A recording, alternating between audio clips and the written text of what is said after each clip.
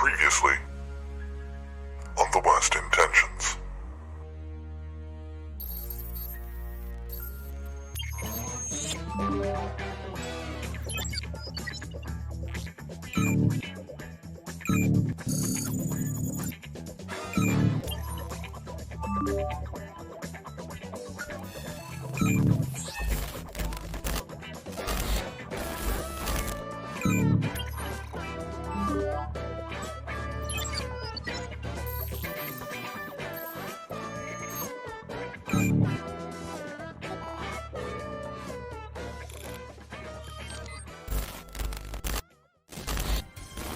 Hosted by Anubis Ra. That's me.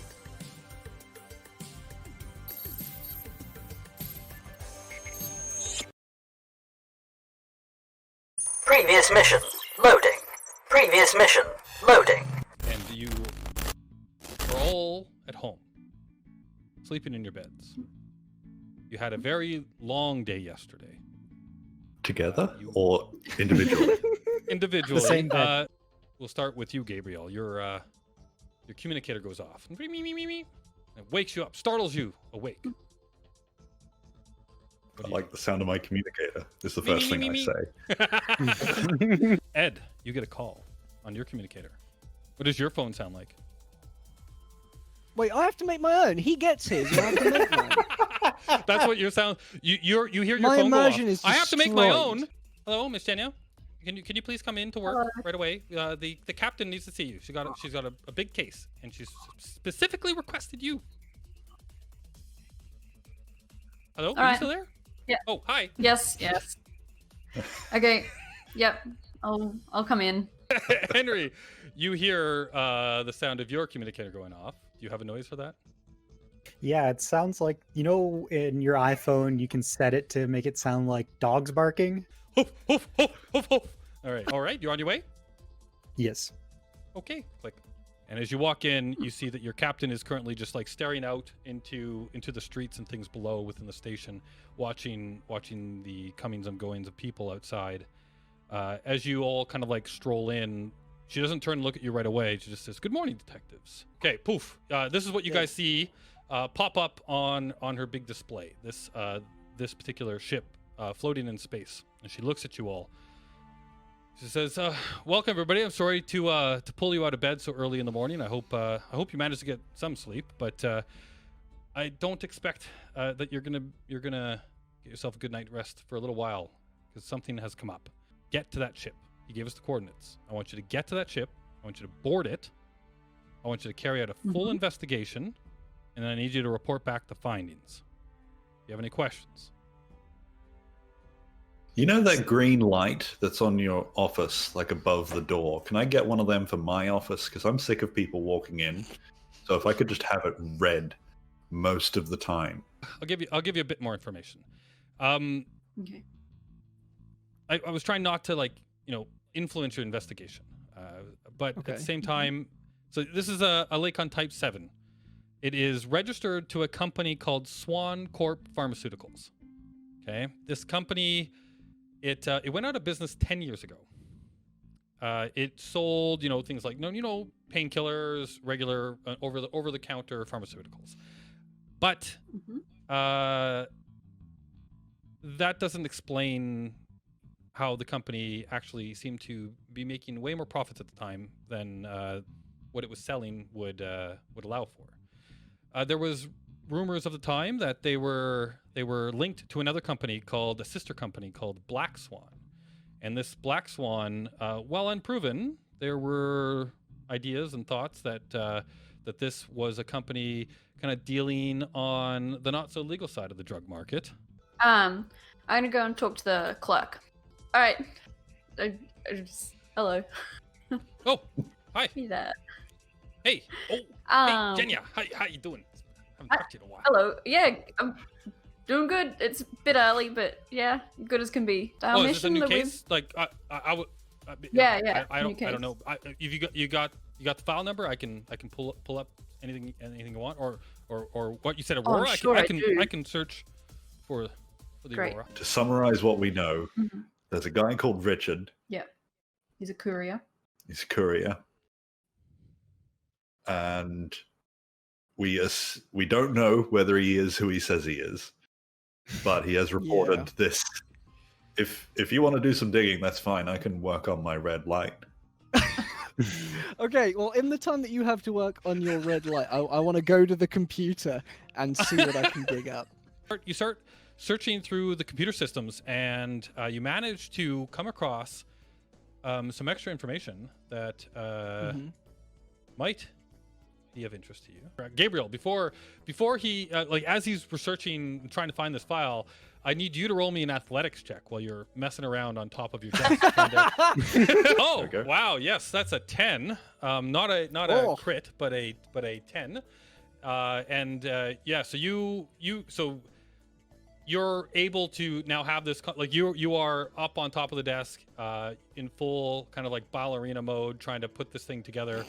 And as you're building out this marvelous contraption, with the greatest of dexterity, you call out to your friend Ed. And what do you say? Oh, I just want you, Ed. Yeah. Sorry, I didn't realize we had to act everything out. No, it's this way. Ed. Yes. I just want you to read out what you're finding, just so that I can keep abreast of the right. What's it called? An investigation. Yeah. Right. Just before. Okay. Yeah. I found that he is who he says he is, or at least his name is, but he seems to have been convicted of some crimes in the past. More importantly, how's your light coming along? It's not that great. I was fantastic at getting up here. I thought I was going to fall. I did really well at climbing.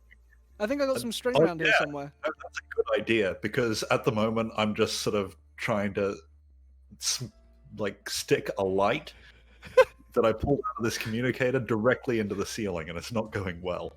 So you guys have regathered, sadly, just with your basic gear, but you now have a place where you know you can be left in peace if you need it. Yeah, we should see if we can get someone to go and get him. Yeah. See if we got any data on his ship or anything. You guys are doing awesome. That's a natural one. that's a critical fail. So I just tripped to my desk and I slammed the keyboard. Yeah. Okay. All right. So how do we get in our ship and leave? Is that the next thing that we've? So now you want to head down to the spaceport and get into your into your spaceships.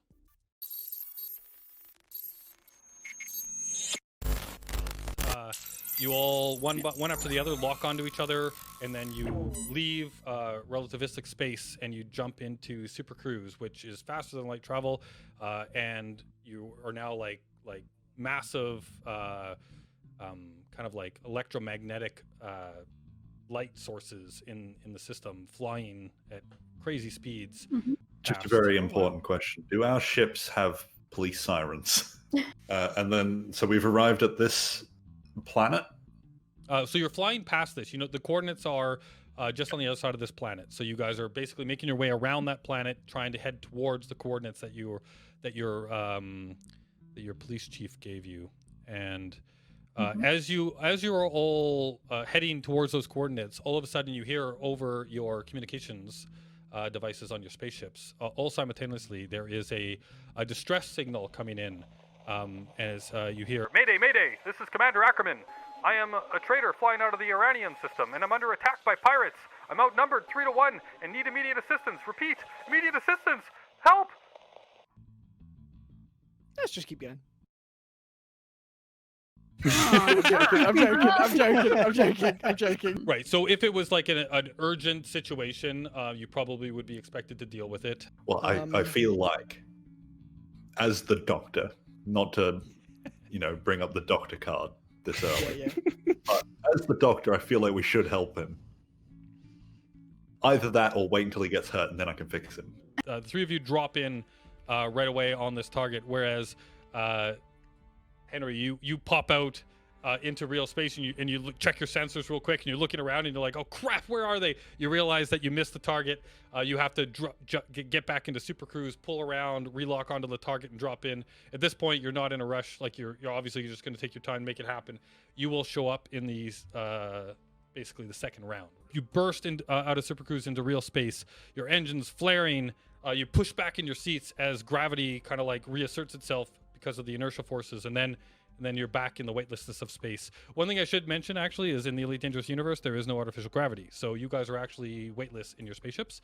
And unless you are on like a planet or a large space station that's spinning to give it gravity, you are always in 0G in space.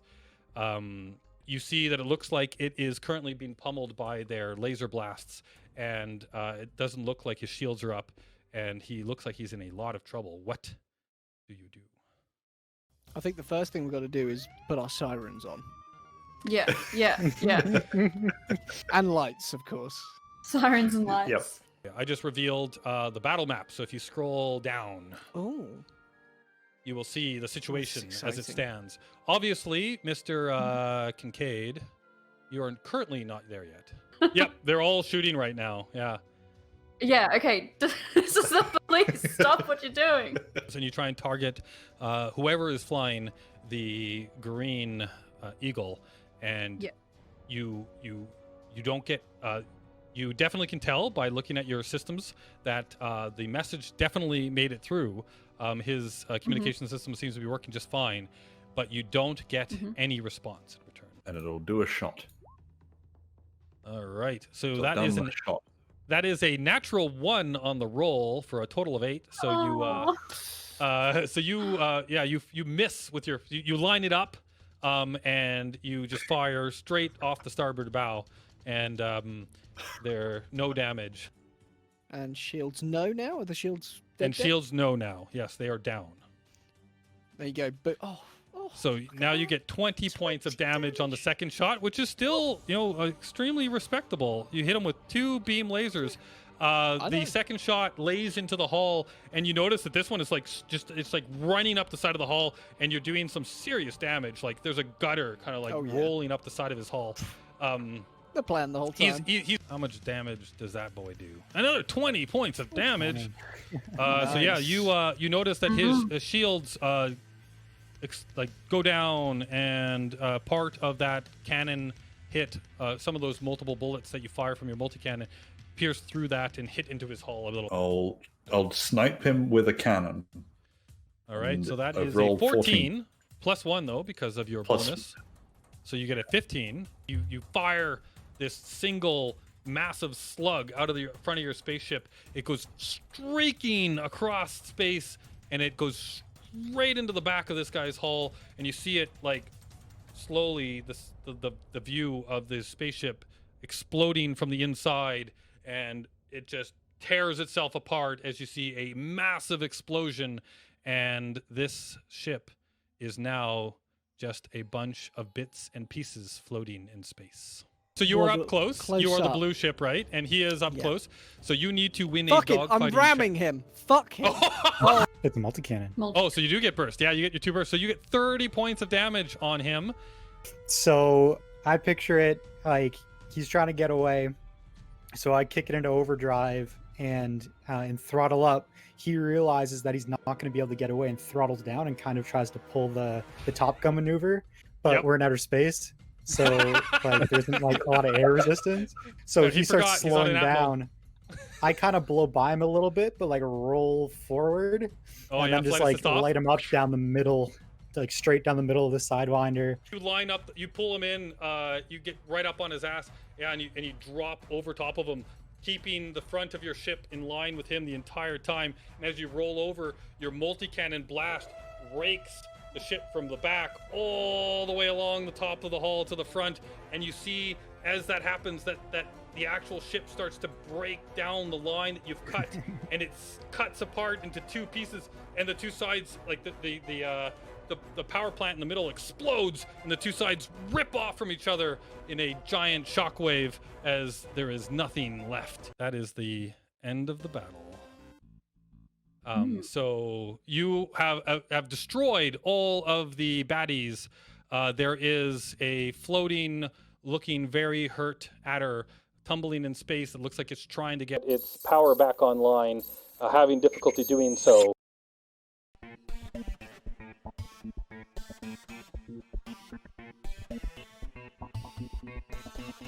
Hello, everybody. Welcome to the Worst Intentions.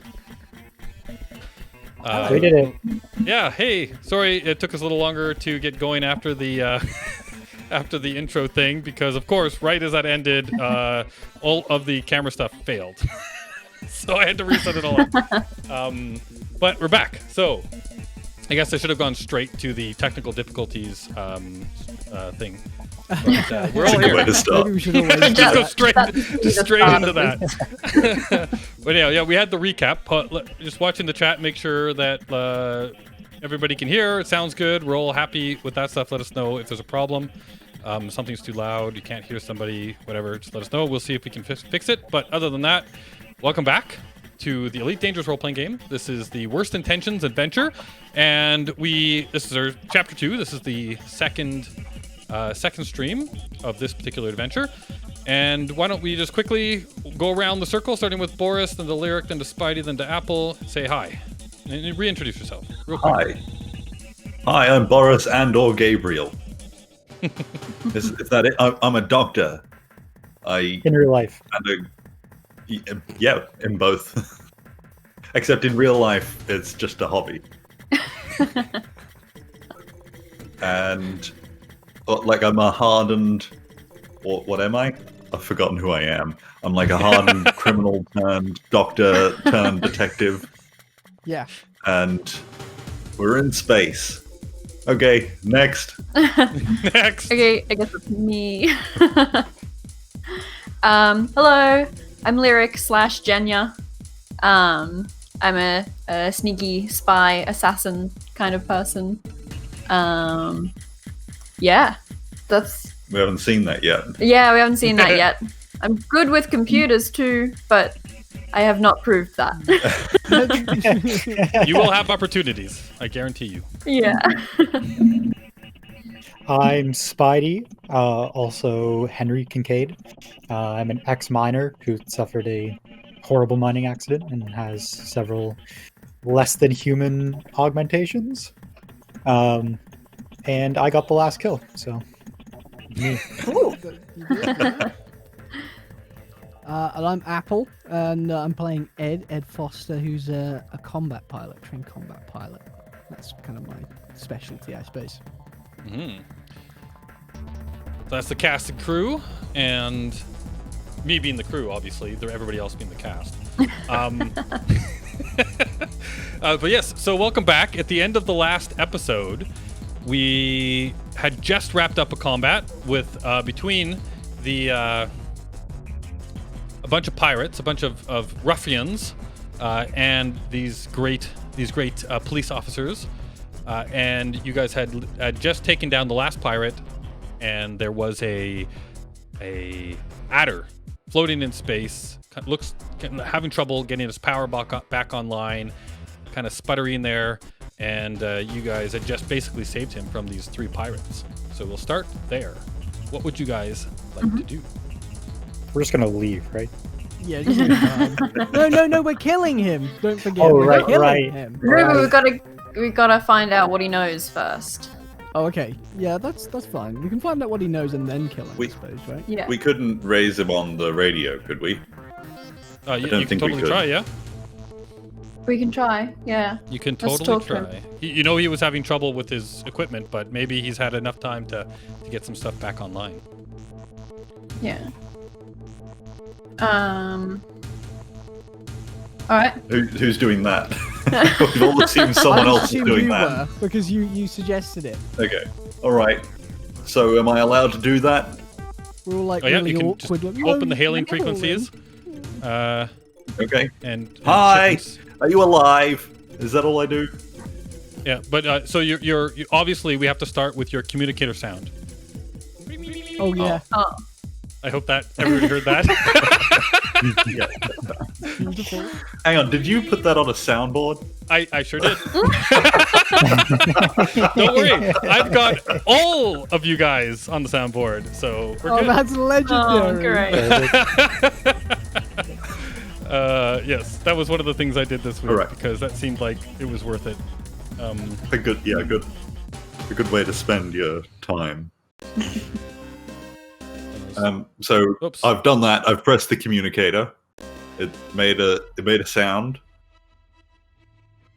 Yes, I was expecting it sure sound. did. Yeah, so you open up comms with Mr. Ackerman, or at least his ship, and I will flip back to the other view real quick here so that we can see a picture of this guy. So you should all see Commander Ackerman. So you actually communications open up, and a display of this man comes up on your display, and you hear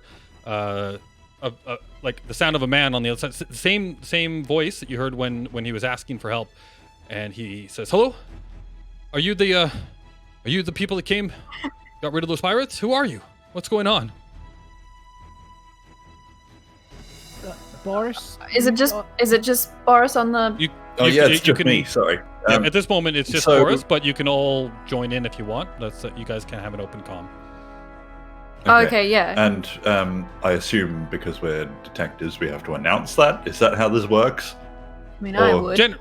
Generally speaking, all right, you probably okay. should announce who you are. Okay.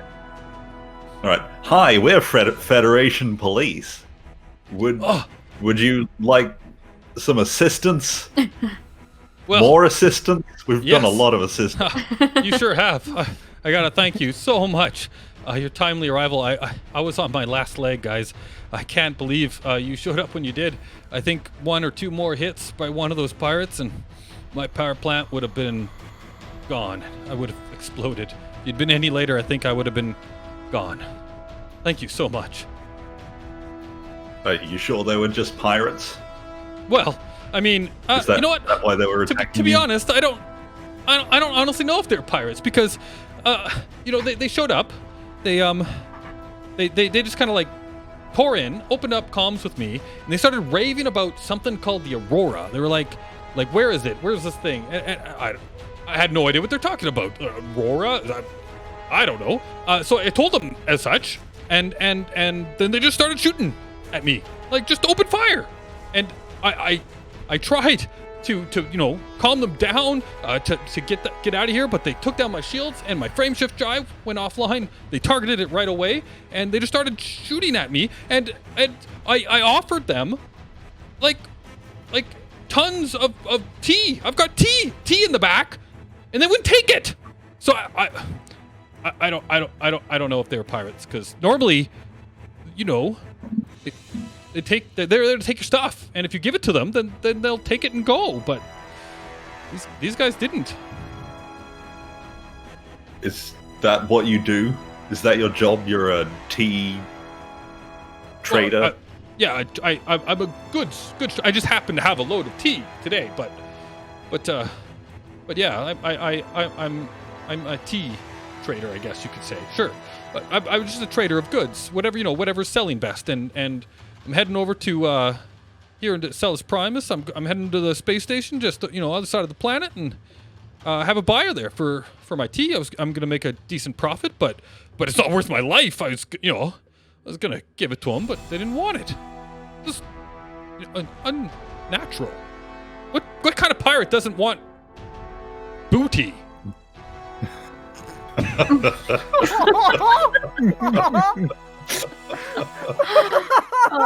I'm assuming we're all laughing on comms. What's so funny? Was the last 3 weeks of setup just for that joke? I refuse to say. Compose myself a moment. There we are. Would anyone else like to question this man?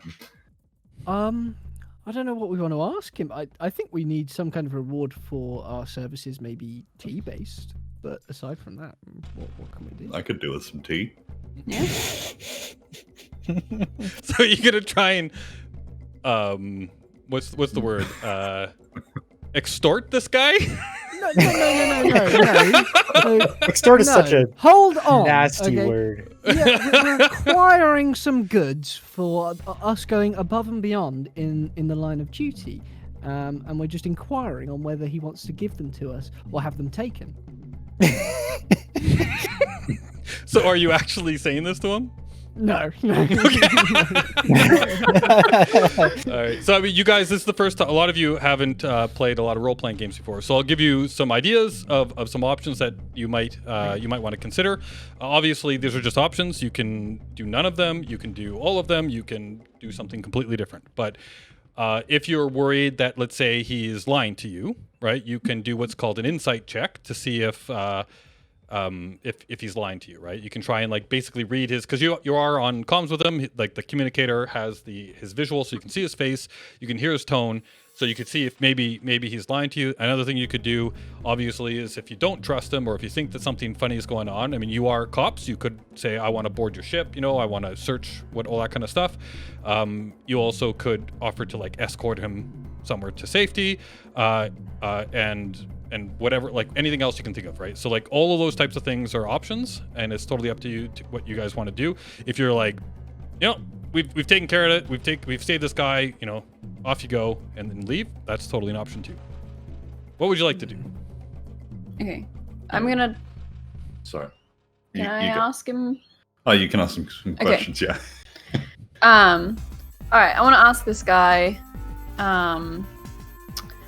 What do you know about the Aurora? The Aurora. Do you know what that's what those buggers were asking me. And the whole reason they started shooting me was because I said I didn't know anything. If I knew something, I would have told them, because they were shooting at me. But they. So, our cue now is to shoot him, right? Just follow the pattern. His shields are still down, and you get the impression with a quick scan that, yeah, if you shoot him, there might not be much left of the ship.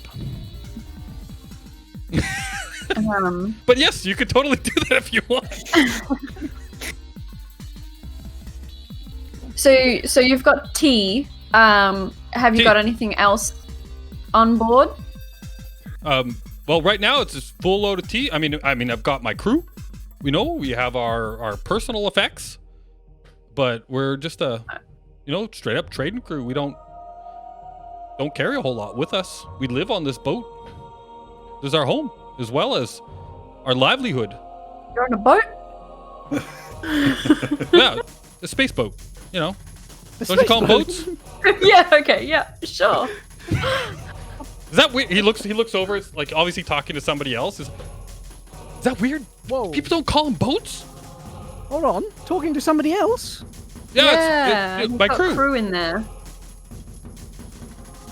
Oh, you never really are. This is a big ship. It takes more than one to run this thing. You should know that. It's a Type 7 big boat. I mean, what do you call them? I guess boat works. Boat. Yeah, it's a big thing. I think I'm going to turn to the others and well, not turn to them, but ask them if we should board him. I feel like he's probably not telling us the whole truth. Yeah, I think we should board him. Would somebody like to do an insight check? You can totally do that. Or just assume. Yeah. Or you can just board them. That's totally up to you too. If you want to. Just assume. We assume everyone's lying. We don't need to check. Yeah, I agree. Yeah. So one thing I totally forgot to do thing. this time was actually make sure I had a list of skills in front of me this time, and I totally forgot to do that. So let me just grab, go to the character sheet. Okay, here we go. So, insight. I think it's called insight in this game. I play a lot of different games, so It is insight. It is okay. So yeah. So look on your character sheet. Whoever and at this point you're all watching this. You're all on the comms. If you want to all roll it, you totally can. If you don't care, you don't have to.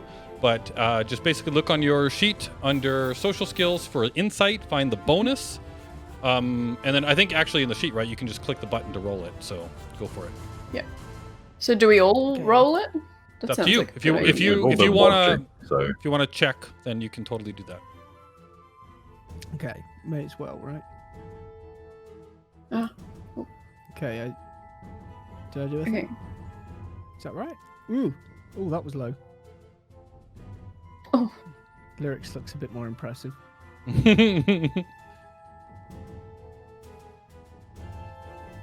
All right, so we've got Apple, we've got Lyric, and Boris all making a roll. I don't know if Spidey cares.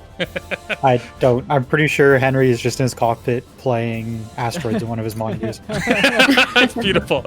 All right. So actually, all of you guys get the sense that this guy is telling the truth. Trying to read him. I mean, maybe Apple, you might be a little bit on the edge, but at the same time, you're looking at him. It's like this guy just looks scared, right? Like he looks shaken. He looks like he's basically just trying to keep going. You can't seem to, like, you don't pick up on any kind of like deceit coming from his like his facial expressions or his voice. It doesn't sound like he's trying to hold anything back. He sounds like he's just trying to get to a port and sell his tea. Okay. So, do we bother boarding him? It's up to you. I don't know. I mean, that doesn't mean any of his crew don't know anything. That's very true. But it just seems like they're passing by and they've gotten caught in on whatever Yeah. this is. Do you How want close to are go we to the last known locations of the Aurora? Is that what you asked them? No, you. Like I'll put up because don't we know? Oh, where it you mean is? the coordinates? Yeah, you know where the coordinates are, and you know where this particular thing is. And I mean, it's fairly. I mean, as far as space goes, it's fairly close, right? Like you're around the coordinates are around this planet. This guy's around this planet. But as far as space goes too, right? Like if you don't know exactly where something is, it's needle in a haystack trying to like drop in randomly on the right spot in the middle of space around a planet, right? Where there happens to be a ship, right? So yeah, you're close in that sense, but other side of the galaxy in another. Yeah. Okay. I just wanted to make sure that it is kind of plausible for them to be looking like interrogating people about it. Right. Like if they're like a couple light years away. That does seem plausible to you, yeah, totally. Okay, especially with the speed of these ships and stuff, right? Like that seems plausible to you. Okay. I like your idea, Boris, that they could, there's somebody on there could be hiding something, but I don't know. It might just be a waste of time. Well, I think if they're shared crew, like they're all basically living on that ship together. Yeah. So I'd imagine if one person knows everything, everyone would know everything because that seems pretty probable. Unless one of them is a sneaky spy. They secretly got boarded. But I think that's very unlikely. One of those containers of tea actually contains spies. As you guys kind of like maybe deliberating, I'm assuming because you can have like a private channel where you can talk as well, but you still have the communicators open with this guy, and like you're broadcasting your visuals as well. So even though you're talking and he can't hear you, he can see you guys, and he kind of like pipes up over the line and goes, "So everything all right, officers? I mean I wouldn't mind, like I'm in bad shape. I wouldn't mind an escort to the station if you can provide it, but if not, I totally understand. I'll make my way over there. But is everything okay? You guys deliberating for quite a while. Did I do something wrong, officers? And I don't know why I have this accent now. The fact that he wants us around more, I think speaks enough for his innocence, right? Like, yeah. So that we get rid of us. Is there anything we can do to like repair his ship at all? Yeah, you could totally, if you want to help, you can like basically go over and board his ship and help him get some of his stuff. It would be like going over there to help him out. They've got like spare parts and stuff, so you would be able to do that, but it'd basically be a repair check. So that's your vehicle skills. You would be going over to give him a hand and using your repair skill to do so. Just to be sure, is killing him still out the window? Like, because that was my original plan. Killing him is never out the window. Yeah. Okay, just out of interest, Well, I mean, we might be boarding them to help. Realistically, I think it would be better for him if we kill them because then he just gets he just has to pay the insurance cost on a ship and then he respawns at the nearest spaceport. So then he doesn't have to worry about limping home. Somebody who actually plays the video game making a joke. Yes. Uh-oh, did I just lose Apple there? Did we all just? I think we all just lost. His Apple. computer might just crashed. He was just saying he did a Windows update. Okay. Well, hopefully he makes his way back. This is a true test of our video technique, where when one person drops out, the whole thing doesn't go nuts. So I'm happy that that's working. But yeah, we'll continue on, and hopefully he'll come back. He's basically, I'm imagining Ed Foster is sitting in a ship right now, pondering whether or not he should pull that trigger, and he's just like focused, just super focused, and he's just like fingering the trigger, going. So while he's doing that, what do you all do? Well, we just got communication from this guy, and then like asking us why we're deliberating so long, and then we immediately ignored him, and then started deliberating more. Yeah. He's like, so you see him like, I mean, if I'm good, and he's like, I can just hang up, and you guys can continue on your way. Ike's making a good point, because I distinctly remember the chief being a little this is reinforcing that time is of the essence for this one, and we did spend a lot of time setting up lights. And right now we're a crack team of detectives who are just floating in space, delivering whether to board a ship or not for 20 minutes. So, yeah, perhaps we should go and look for the. Or are we going to help them? We don't have time. No, yeah, I think we should just leave them be. Okay, and then. You can, like, you do obviously have the ability, if you would like, you can call back to the station too and say, hey, there's a guy here. And send out another squad, like that kind of thing as well. Yeah, let's do that. Okay. I reckon. All right, so you just call back to dispatch and say, like, give them the coordinates and that somebody here is in need of assistance, like they're on their last leg, they need a repair crew. Yeah. All right, so Jenya makes the call. You guys hear her kind of like doing that on your private channel. Did you want to say anything to him while she's doing that? Oh yeah. Hey guy. Are you there? Hey, sorry, I almost forgot you were still there. I was, and then he looks. You look like somebody. You see somebody like come into his like viewer screen, holding like what looks like some kind of a part that's kind of like busted. And he's like, yeah. No, that's not gonna work. You need the one out of the crate in the back. I'm sorry. What? We don't have time to help you right now, but we've made a call to the station, so someone should be here soon. Oh, somebody's coming. Do they have mechanical skills? Could you think they can help? I have absolutely no idea, and I don't really care. Oh, we don't have enough time. Nope, somebody's coming. I'm happy with that. I appreciate it. Goodbye. Okay. Good luck. Oh, see. Thanks, guys. Good luck. And happy policing. Thanks. Happy tea trading. He looks like now he just looks confused, and he's like, bye, and he like turns off the monitor. And you do actually notice that you an awkwardness check that we should roll. Yeah, again, that would be insight if you want to do an awkwardness check. Oh, do we have all of a sudden I noticed that we've got weird stuff in Oh yeah, we've got everyone on apples because Apple dropped out fully. Just throw a bot up. Yeah, I'll throw up a bot. How about this evil eye bot? There we go. Okay. Yeah, well, that's pretty bright, actually. Why don't I do that? That's a bright one. How about this nice blue color? There we go. I hope that's better. Oh, they're all pretty bright, but whatever. All right, so, yeah, so you guys dropped communications with him. I'm assuming that you're like basically now gathering, rehooking up with your wing lock, and then kind of like going into super cruise, like out into the darkness of space again. As you're kind of like connecting everything and getting ready to go, you do notice that it looks like his running lights on a ship. The cockpit looks like all of a sudden, like some of the lights and everything are starting to come back online, and they're staying on. So you feel like, you know, he's probably like, while he's still kind of limping, his life support and all that kind of stuff is probably good to go. So you don't feel like by the time the crew come to help him, he should be fine.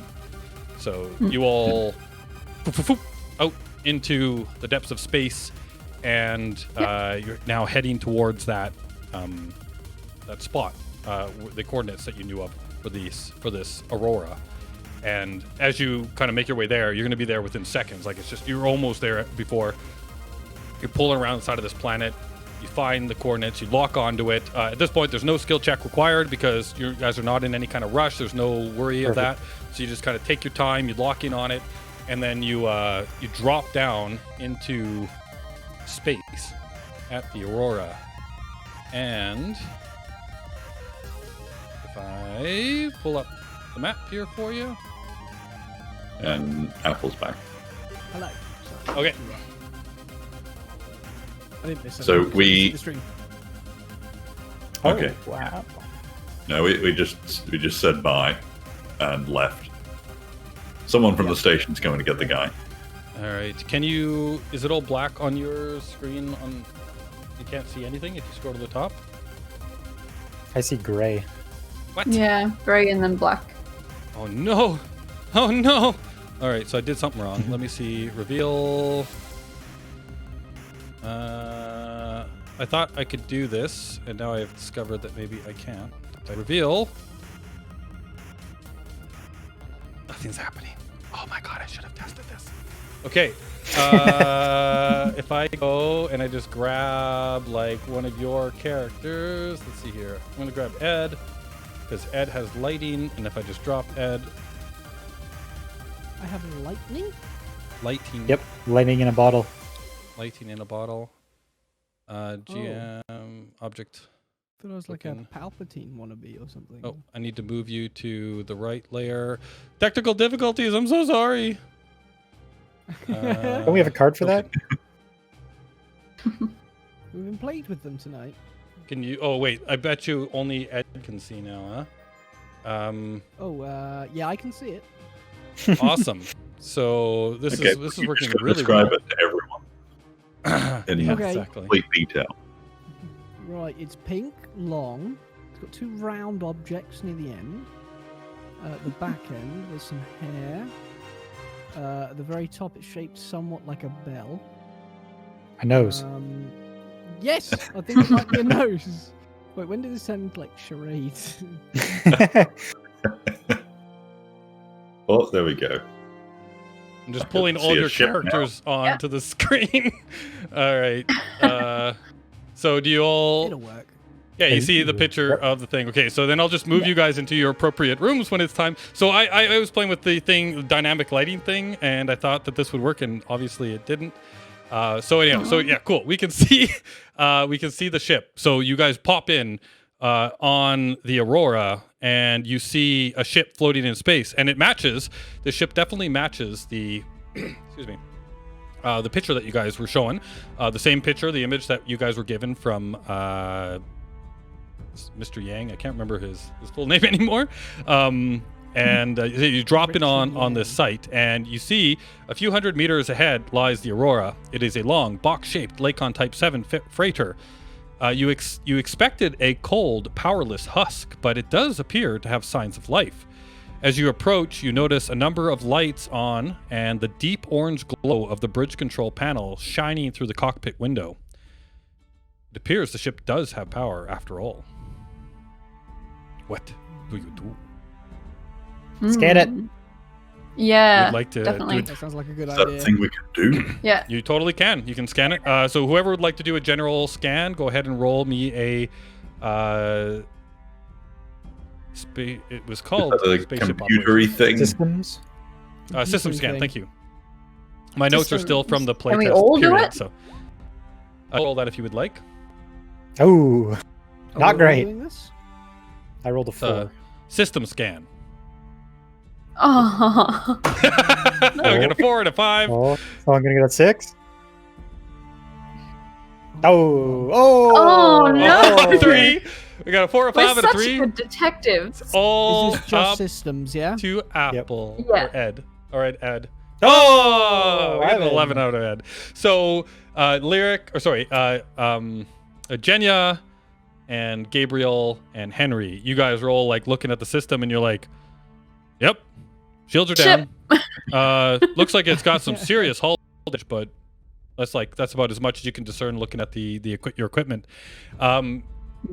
Ed, as you are kind of like perusing through the stuff, you confirm, yes, the shields are definitely down, but you're getting some extra, like you're looking through the data and you figure out it's like, oh yeah, looks like the power plant looks like it's badly damaged. Life support does look like it is intact and running. There's serious damage to the thruster couplings and to the frameshift drive. And knowing that the frameshift drive is damaged, then you would know that it would not be able to leave regular space and go into supercruise. That is the device that allows them to do that. There is no like serious damage to the external hull, but it does look like the outside looks fine, right? But the sensor readings are showing you that there's damage to the internal components. And life readings are fuzzy. Looks like this ship was designed to haul something maybe that stops good sensor readings. You know, actually, if you go ahead, Ed, and roll me a culture and law check. That should be, I believe, in your social skills. Culture and law. Social. Or no, your intelligence. It's in your intelligence. Oh, culture yeah. and law. Yep, there you go.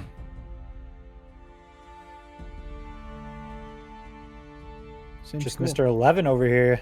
Yeah, same score once again. Another 11. All right, yeah, you have a pretty good idea that, like, especially with your police background now, that while the type of shielding that's on this ship is totally legitimate, if you are hauling things like radiation type stuff, like any kind of toxic materials, you also know that pirates and people that are trying to skirt the law sometimes line their ships with this stuff too, so that you cannot penetrate the hull and scan the cargo bay properly. So you know that this is a tactic that sometimes people use.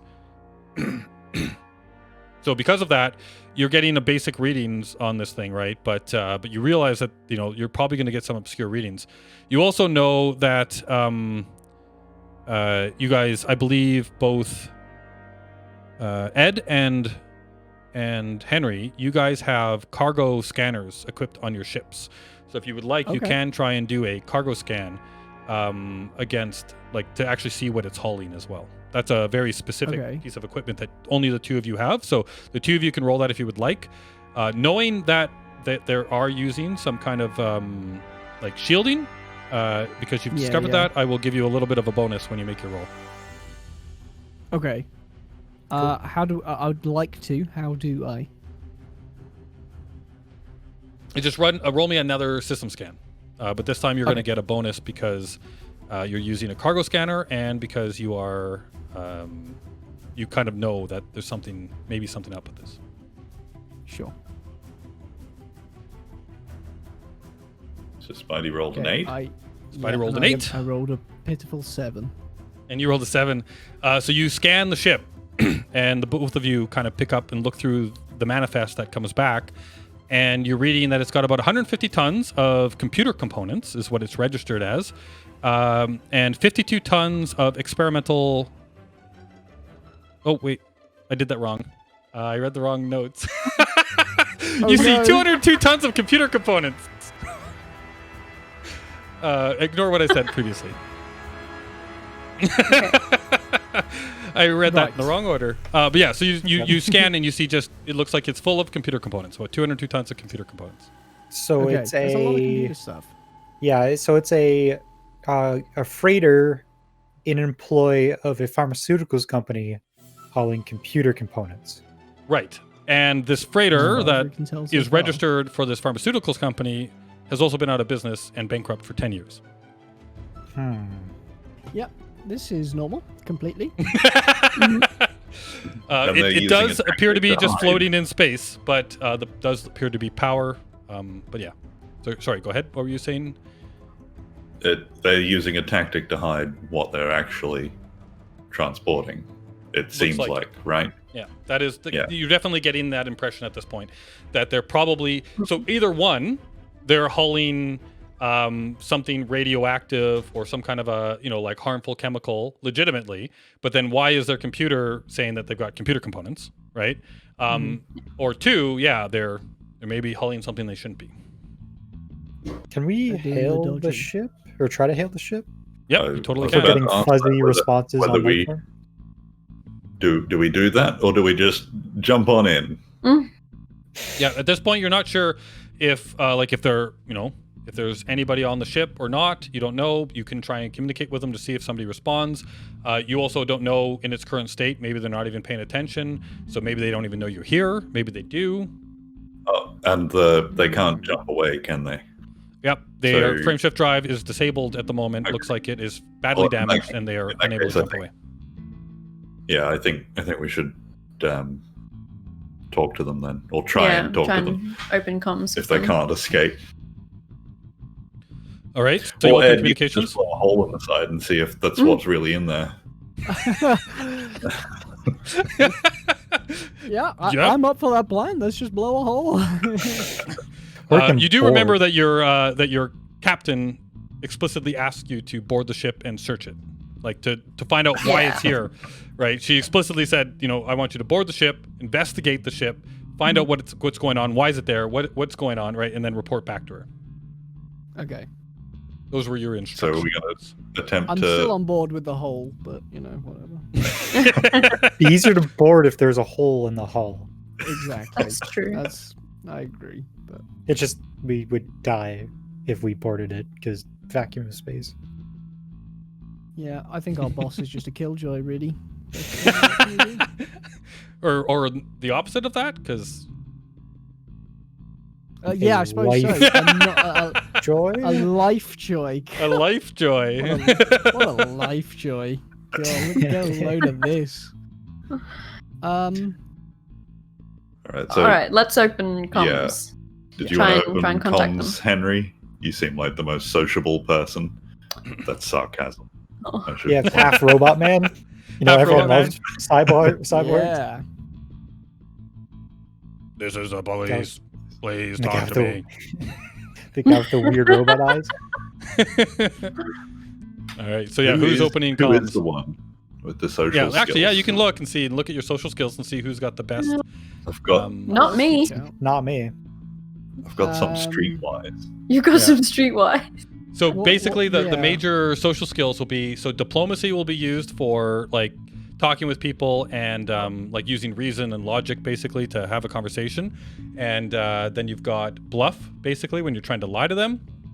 You've got intimidate when you're basically trying to scare them into submission, and then you've got streetwise as well, which is basically it's kind of like because it's your understanding of the underworld in a way, right? Like how to deal with people of a shadier nature. So you can. It's kind of like it kind of will replace insight in some cases, but also if you use it for communications with that group, like if you know how to talk to those people, right? It's an option. And charm is also used for obviously trying to like charm them to your way of thinking. A lot of times you might try and charm somebody, and then after that, you make like a diplomacy check, right? And you'll get a bonus if you succeed on the charm because they're now like affable to you. Yeah. Yeah. So yeah, those are the major. I'm a little bit streetwise. Otherwise, I am nothing. I got a little bit diplomacy. I've got 11. 10 is low, right? 10 is the minimum. You're looking at the bonus. So the skill is used to calculate the bonus. All you really care about is the bonus number. The higher the bonus, the better. So one is the lowest you can have, and then it goes 2, 3, 4, 5, whatever. Yeah. Oh well, that's exactly the same. Yeah, I have a +2 to my diplomacy, so I guess it's me that's going to be doing the talking. After all that, it comes back round. Perfect. But sadly, because you're a cyborg, and if they know you're a cyborg, you will get a -1 to your check. Do I have sunglasses? Can I have sunglasses on? Can you wear sunglasses inside? You don't have to like do visual communications. You can just do audio. And if they don't realize you're a cyborg, you won't take that negative. Cool. So I think I'll just do that. Then I'll flip on like the local hail channel, and basically just say, "This is Detective Kincaid of the Cetus Primus." Acetus, yeah, Acellus Primus. Celis Primus. Can we police hear force. this? Yep, yeah. You guys can have a private Okay. channel, always open between your ships if you want. Yeah. All right. We are investigating the ship for any illegal activities. If you do not respond, you will be boarded. So yeah, you open the communications, you send that message through, and you do not get any message back. Looking at the information on your screen, it appears that the signal was received, but nobody is answering. Well, now we got to board him because I said that we would. So we got to follow through. Yeah, we got to do what we got to do now. Okay. Well, how do we board? All right. So Ram. you would like to board the ship? As you basically do, like, I'm assuming like just a quick external survey of the ship. You do notice that there are 2 docking hatches on top of the ship. So if you're looking at that picture, I will flip that back so that the people can see it. If you're looking at the picture at the front of the ship and at the back of the ship, there are 2 docking hatches that you can connect to. I don't know if that is Elite Dangerous lore or not, but according to the adventure, that is the case. So we're going with it. So anybody in the chat that knows where the docking hatches are, no. No. No. Don't anymore. Yes, exactly. So you do notice that like here you're looking around. You would know too. Most of you probably with kind of like the basic setup of a Type 7. It's got these 2 docking hatches. You would know that each docking hatch will only allow to connect 1 ship. So technically, you could connect 2 different ships to the 2 different docking hatches, but you guys are in 4 ships, obviously. So if you would like to, so you've got a couple of options at your disposal here. Your own ships also have a docking hatch. So if you would like, you can basically daisy chain. So you could have 1 ship docked, and then you could have another ship docked to that ship, and then another ship docked to that. Like you could try and chain all of them together. Yeah, if you want. Or you can like have, one dock to one side, 1 dock to another side, and then daisy 1 each on those. Or you can even do a spacewalk if you want. You can actually just park your ships, kind of like match the tumble, I guess, or whatever you want to call it, to be relative to that ship, and then you could get onto your spacesuit and you can do a spacewalk across to these docking hatches, manually open the hatch and go in that way. So those are kind of like the 3 main options. Idea. I think we should ship Centipede the front. Ship Centipede the front. Could we do 2 and 2? Could we Centipede 2 at the front, 2 at the back? But then we're totally separated. Can, yep. We Separated. are. But Yeah. we're surrounding them. Yeah. Where are they going to go? They're going to jump off the airlock? Okay, I guess we just chase them towards the rear airlock. We are assuming there's people in there. There might not be people. It might be full of rats. Anubis did say it was fuzzy. I don't know how to use lights. Maybe So- rat people. Yeah, Anubis did say it was the readings were fuzzy, so like maybe dogs, maybe rats. Werewolves? If that's the Werewolves. case. It's full of werewolves. Oh, Calling no. it. I'm not coming in. You've scared me. Yep. This is definitely a genre of game where you should expect werewolves. Yeah, Space absolutely. werewolves. Can you tell PG? All right. Well, I'm fine I'm with happy to do centipeding the front. Yeah. Yeah. Centipeding the front. This is the new technical term for this. Yeah. All right. So you would like to all basically all 4 of you in a single centipede chain on the front docking port. Is that right? Yes. Yeah. Yep. All right. So the way this is going to work is that just docking, obviously ships are meant to dock with each other. So this isn't a terribly difficult task for the first person that tries to dock with the main docking hatch. It is the ship is free falling, just kind of not a terrible spin, but it does have a bit of a rotation to it. So you don't have the proper automated systems and all that kind of stuff. You have to manually dock this thing. And the first ship it'll probably be slightly easier, but then all of the ships after that it'll be more difficult because as the chain gets longer the rotation is going to get more like difficult. When you dock, is the pilot able to bring it under control then? Able to use the thrusters on their own ship to counteract some of that? And you can certainly try. I will let whoever docks first, if they would like to try and stabilize it. I'm volunteering Ed. Yeah, I was then thinking we that can too. try and do that Okay. and see if that reduces the roll for you. Yeah, for sure. And if it doesn't, then he has to undock, so then I can dock because I'm probably the worst pilot. Right. I'm So, misunderstanding this. Can we not like daisy chain in outside of doing this and all connect at the same time? Oh. Is that not how we can do it? Okay, so first of Already all, prepare ourselves as to one dock unit. yeah, I see what you're saying. So you basically you want to make the centipede first, and then you want the whole centipede to move together and dock with the ship. Okay. Yeah. So you can certainly try. I'm assuming the thrusters, if we have our own centipede, Yep. the thrusters of one ship wouldn't be enough to cover the mass of the rest of the centipede. No, you would all have to, easily. in sequence, together In as a sync. unit, work together to move the centipede.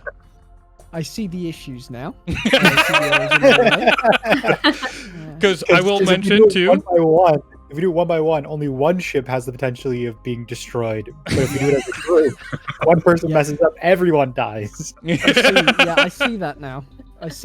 Okay, all right. Yeah, I'll happily go first. All right. and, So you do have to drop do an your attempt. shields to dock. So if you screw up real bad, you Shoot him. will take hull damage. I might die. I'm going to just use like- one. Okay. Are your shields down yet? Just tell me when your shields are down. Oh God. Right. Do I have to do something to make it go down? Or can I just say How much ammo do I have left? I didn't You know write what? down how Yeah. many you have. to I'm begin with. for this adventure, we're not going to worry about that. You guys always have ammo. Okay. Oh, okay, perfect. Yeah, because I was thinking about it last time. It's like, that's just annoying. We're not gonna worry about that. But yeah, Okay. when we do a proper campaign, then we'll have to worry about that because it'll matter. But right now, not so much. If we do a proper campaign. All right. So yes. So does Gabriel say this to Ed? Let me know when your shields are down. Yep. No, this is a stupid joke. I don't want to go. Okay, right. You're talking now. I've turned my shields off. Is that? Can I just say that? Or do I have to do something? Oh! It is a What? trap. Sorry. Go ahead. Looking around for TIE fighters. Akbar! That's no moon. I've had my fun. Okay, continue. So you drop your shields. Does Gabriel do anything? Oh, God. No, I was just gonna shoot a cannon directly into you as soon as you drop your shield.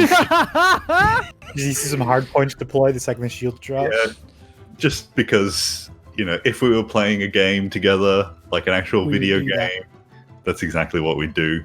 Yeah. But no, that we're not Apple and Boris right now. Right, you're Gabriel and Ed. You got to remember that.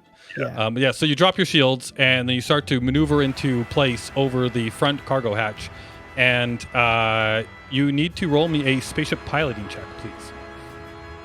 Oh, You better not stuff this up. This is your one job in the team. spaceship piloting check. Right, is that? Yeah, okay, that's that one. Boom.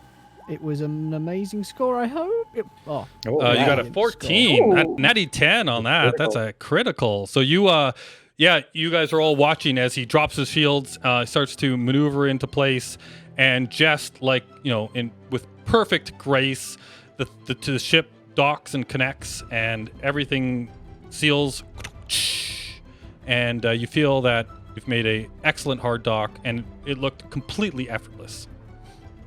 You are in place. By the way, it was effortless, completely effortless. Did it help the rotation of the ship? Well, now roll me another spaceship piloting check to see if you can actually. You want to do that, Ed? Would Maintain you like the to try and bring the tumble under control using your thrusters? Oh yeah, that's a lot. If you would like to do that, so just to let you know, the risk is that if you do poorly at this, you might damage the docking hatch, right? Oh shit! And but there's if you another do one. really poorly at this, you might actually rip it off. and do damage to your own There's ship. no way. There's no way. I'm an amazing pilot. This will be easy. Come on. All right. Let's do this. Oh, I'm very scared. I'm ready now. for the 1 after that 10. Is it the same skill check? It's the same skill because you're basically using the thrusters.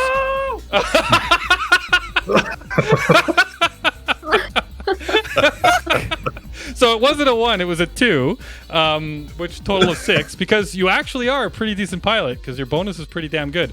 So you try to like maneuver to trying to get it under control, and you realize fairly quickly that that like the ship, like the internal kind of like what are the like alerts within your ship, right? You start seeing the lights, the red lights flashing, right? A bit of like alert, like so you kind of like stop your action, and you feel like maybe you've done a little bit of damage to the hatch, but it looks like you're fine at the moment. But okay, you have to be like you're like, I don't know if I should do this. You can try again if you would like, but at the moment you haven't really helped the situation very much. Well, I haven't made it worse, everybody. So I think that means I should do it again, right?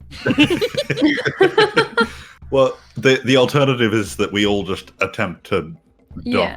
to your behind. Right. The same way Or go that to the you other did. port, or do a spacewalk. All of those options are still open. Yeah. Okay. Well, yeah, this is more of a group thing rather than me just deciding that I'm going to try and break this port. There are 2 hatches, so if you mess up, you have another hatch. We got another. We got completely. You got another other shot at hatch, this. right? I mean, And I'm pretty You sure also- if you die doing this, there are other detectives back there we can go get Yeah. as well. I feel You your also energy. feel Let's that, do it again. His name is Ned something. Yeah, Ned Oster. Yeah, you guys He's look. coming You guys in. look like a lot alike. Could be brothers. Right. Okay. Bugger it. I'm doing it again. all right, go for Ready? it. All right, Oh, look at look. Oh, a 9 all right. total. You got a total of 9 on that one. How's You that? you start to control the movement a bit, and you feel like the sway is coming under control. The rotation is slowing. You've got a little bit of time. You're gonna have to maintain this. So you basically need to like get people attaching quick. You don't know how long you can hold this before like you're not gonna be able to continue the adjustments. All right. Okay. All right. Well, I'm coming in then. So what do I do? Hold on to You your butts. dock on my rear. Come in. Okay. So I am rolling vehicle skills systems. No, No, spaceship piloting. spaceship piloting. Spaceship piloting. Okay, so I'm attempting to centipede onto the back of Ed with Yeah. this. It's not the first time. All right. That is a 9. You managed to maneuver yourself into place, slowly connecting, and the docks hiss together, clamp. You feel like you've got a hard lock. You do realize, though, that as you do it, like you've succeeded, but it does send the ship moving a little bit again. And if Ed would like to fix that, he can try. But at this point, you feel like the work that you have done, Ed, to stabilize this and make it easier was just undone by Gabriel, but he did connect successfully. Okay. Now, the thing is, there's more risk because I could hurt Gabriel here, and that sounds like a brilliant plan. However, maybe I shouldn't. Maybe I should just allow him to exist on my bum. and hope to not hurt him any further, I think. All right. So then you would like the So next you're gonna- person to attempt? Another dog. I'll attempt. Me. All right. No. All right, go for it. It's probably not gonna end well. Oh, nice. that's an 11. Ooh. You fly around and line yourself up, and just like Gabriel, it was definitely you're moving quicker. It's definitely more difficult than you feel that Gabriel had because it's still moving a little bit quicker. But you lock into place, it hard locks, and things are looking good. But yeah, you definitely jolt it a little bit, and the ship is still kind of moving in a kind of like an interesting, erratic, haphazard way. So, Jenya, if you would like to attempt, it is still going to be a difficult check. Yeah. Luckily, I'm a pretty good pilot. Oh no! You don't want to say that, trust me. Just as I've you had roll, bad that's a natural one, experiences. total of 5. It's But still so you quite are early in the morning, right? you are a decent pilot, that's for sure. But you kind of like come in to try and lock onto this, and you realize like as you're coming in, you kind of graze against Henry's ship, and Henry, you get like alerts that you're taking some hull damage, and both Jenya and Henry, you both take 5 points of hull damage to your ships. So if you just click, I guess in your ship, if you go to the character sheets in your journal, because we don't have them on the screen. So if you go to the journal and you open up your dash ship item, if you go to the ship tab, you should be able to change your hull. Just do a -5, or reduce it by 5 to your ship hull.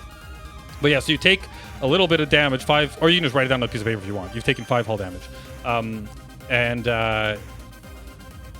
you haven't been able to connect. You like glance off of it, you do a little bit of damage, and you're kind of still floating there in space. Did you want to try again? You feel like you haven't done enough damage that the controls won't work, but it's definitely going to be a difficult check. It was only 5. Or did you start with 70? Started with 7. Okay, so you started with 75. Okay. So, yeah. Yeah, I guess. Collectively try to adjust the rotation to make it easier. At this point, there's 3 of you chained on. It's going to be like you can try to collectively do it, but yeah, it's going to be tricky. Dumb. Because you all have to do it in synchronous, try right? Again. Yeah. She did say that she is a good pilot. Yeah. Go for another go. This is supposed to be like Keystone Cops in space. Just Yeah. up your abilities just before, because it really works for me every time. Okay. Let's go. All right, go for it. All right, so you try and lock Legendary. into place here, and you kind of like come down close. You're trying to connect. You feel like you got the soft dock, and as you're just trying to go in for a hard lock, there's some chafing happening, and you ultimately do. You connect, and it gets the lock, but you both take 5 more points of hull damage in the attempt. Oh. So you've now both taken 10 points of hull damage total to your ships. And I'm noticing a lot of flickering, so I don't know if we need to try and fix that. The break is like, I'd say maybe half hour away, 20 minutes away. Okay, we'll try and reset it all then. Then, All yeah. right. All right. So now we're in a centipede. Does that mean that we each have to like go through the docks into the other person's ship? Is that how these ships work? Yeah, that's basically what you're doing. So yeah, at this We're point, opening up you've our all head connected ship. to each other now. You can all open your hatches to each other's ships, and yeah, you basically just climb down into each other's ships one by one, and then all get into Ed's ship, who's the one that is actually attached to the Aurora at this point. So if you wanna all do it 4 of together. us are going to pile into a single person ship. Yep. Okay. Yeah, Or these does things Ed are have to pretty big. get out Yeah. first? Oh, then okay. Okay. Fairly big. Like the Well, I was cockpit, gonna like there's only one like pilot seat and all that kind of stuff, but there's some room, and then there's like these ships are kind of like if you want to think about it, they're kind of like tractor trailers in the sense where like people have like beds in there, they have their own little room, like all that kind of stuff in their cockpit, but then there's also like a cargo hatch, and there's some hallways, and there's ladders, and there's multiple there's small decks, right? So there's definitely enough room for you guys to kind of like Okay. it'll be tight, right? Like it's definitely tight, but you can all kind of pile into it so that you can enter into the Aurora together if you would like. Okay. Okay. So when that Henry's hatch opens up in a Gabriel's ship, you notice like a bunch of like fast food wrappers and stuff, and like cans all fall into Gabriel's ship. They're just floating around. Just floating around. Yeah, because again, there's no gravity, right? There's 0 G. No gravity. Yeah. Yep. So you like it's basically like space station, like watching space station videos where you see the guys like grabbing the walls and throwing themselves through the hatchways, right? So that's kind of what you're doing as you move your way from one ship to another, getting close to the hatch where Ed is.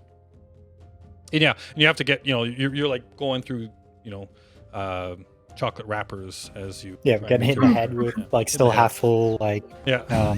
containers of pop.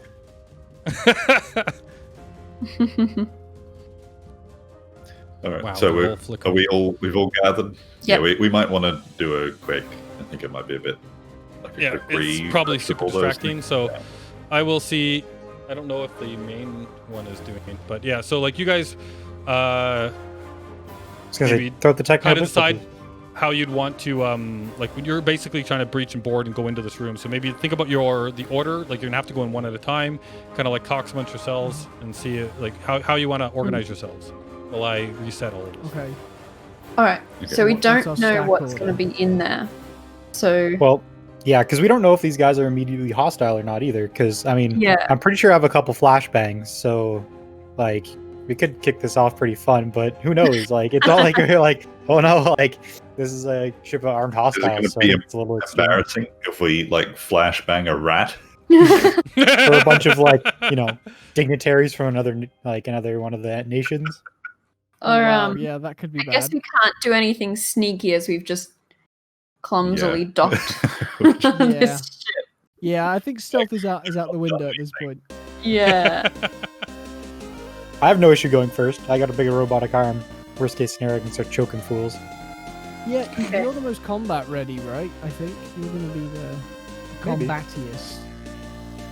I think Jenny So if is we pretty got a s- pretty fighty. too. Yeah, I'm pretty good. Yeah, I'm you've got pretty like a good melee weapon, haven't close range. you? Good at Okay, so fighting, s- dodging, and Stack So- melee. So everyone, sorry to bring this up, Yeah. but I just realised I brought my butter knife instead of my actual knife. Oh no. Oh no. Okay, so you're at the very back of the stack order, then I think. Yeah. Well, you're also the doctor, so we Yeah. should keep you yeah, at the that's back. True. So first in, just throw him in there and hope for the best. Jeez. So I guess Jenya, if you're the best first, then Yeah. then you. Yeah. Then Henry. Yep, works for me. Then I'll be a body shield for Gabriel in case anything happens. Yeah, I'm a little bit better at range, but I can definitely tangle up close. All right. I'm happy with that, as long as I'm last. All right. Yeah. I think I'm still going to try and sneak on. I don't think Okay. I don't think it'll work. Well, we can let you in and then close the airlock and then pretend to open up the airlock again. So like if they don't hear the first one, they might think that that's us coming on right away. Yeah, yeah. Or what we could do, right, is we open up the door, okay, and then one of us goes, "Well, guess there's nothing in here," and then we pretend to close the door again, but we're actually still in. And, we haven't Oh, left. you gotta remember, you Yeah. gotta stomp on the decks to make it sound like you're walked Oh away. yeah, completely. In our mag boots. So I'm an expert at this now. That's a bluff check, right? Oh, We can do that. you. So, Yes. You I can Don't totally do think do this. that. so. Yeah, so he's gonna do like stomp, stomp, stomp. Oh, I guess no one's in here and stuff like that. And then, All right.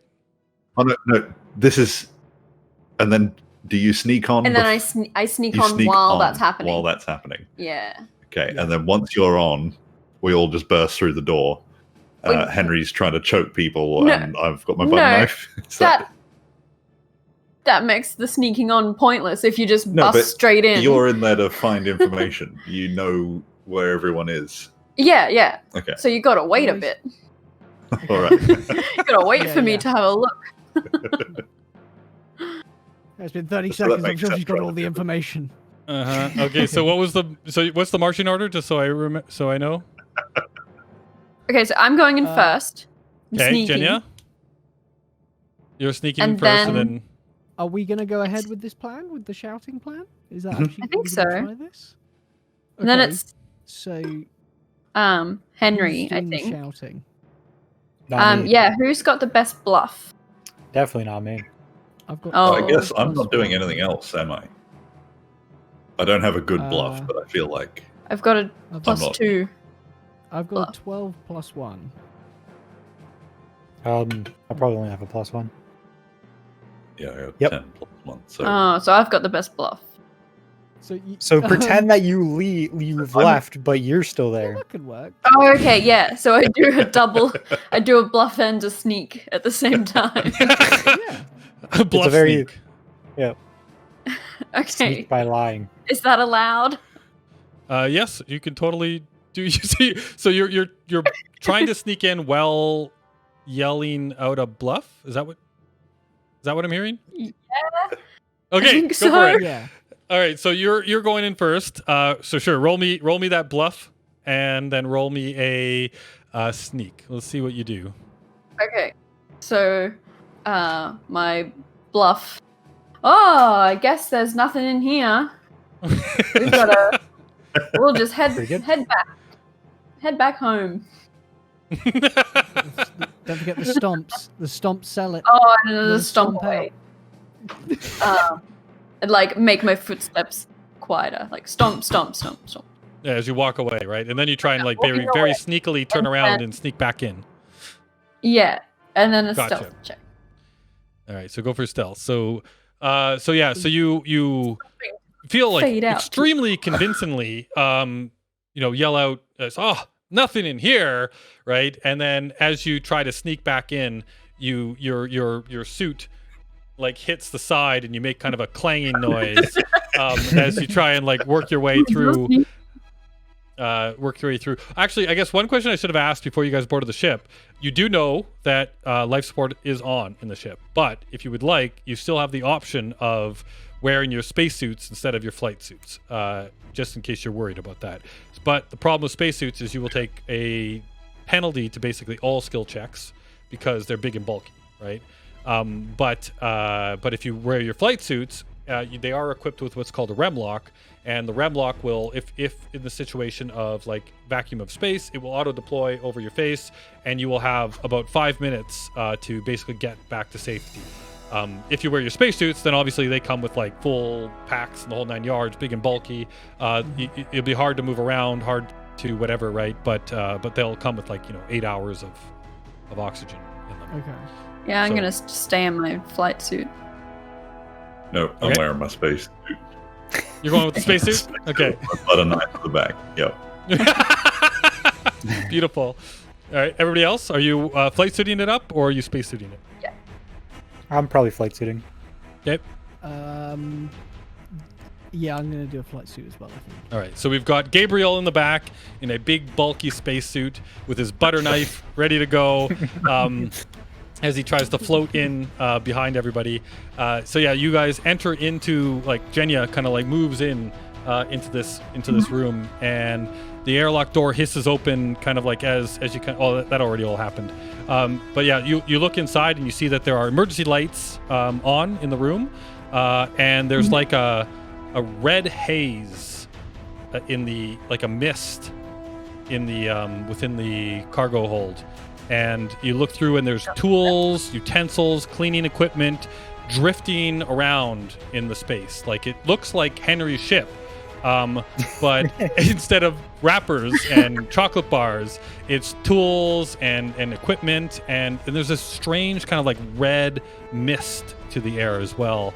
Obviously in 0G they're kind of more droplet-y, but they're kind of floating around in space. Do you keep working your way in, Jenya? Right now you're the only person that can see this. Yeah. So can I do some kind of a I don't know, something to see if that red mist is dangerous? Yeah, if you're just trying to look at it from a distance and see if you can kind of figure out what it is. Yeah. Okay, roll me either a medicine check or a either medicine or say science or perception. You'll have slightly different results depending on the one that you pick. So perception is kind of I'm just looking at it and trying to identify it because it's something I've seen before. Medicine would be more biological in nature, and then science is just a general all my knowledge of the sciences as I look at this. Oh, I don't have anything to do with them. Okay. Like I'll straight up go- perception is good if that's what you want. I'll go science. Go for science. Okay.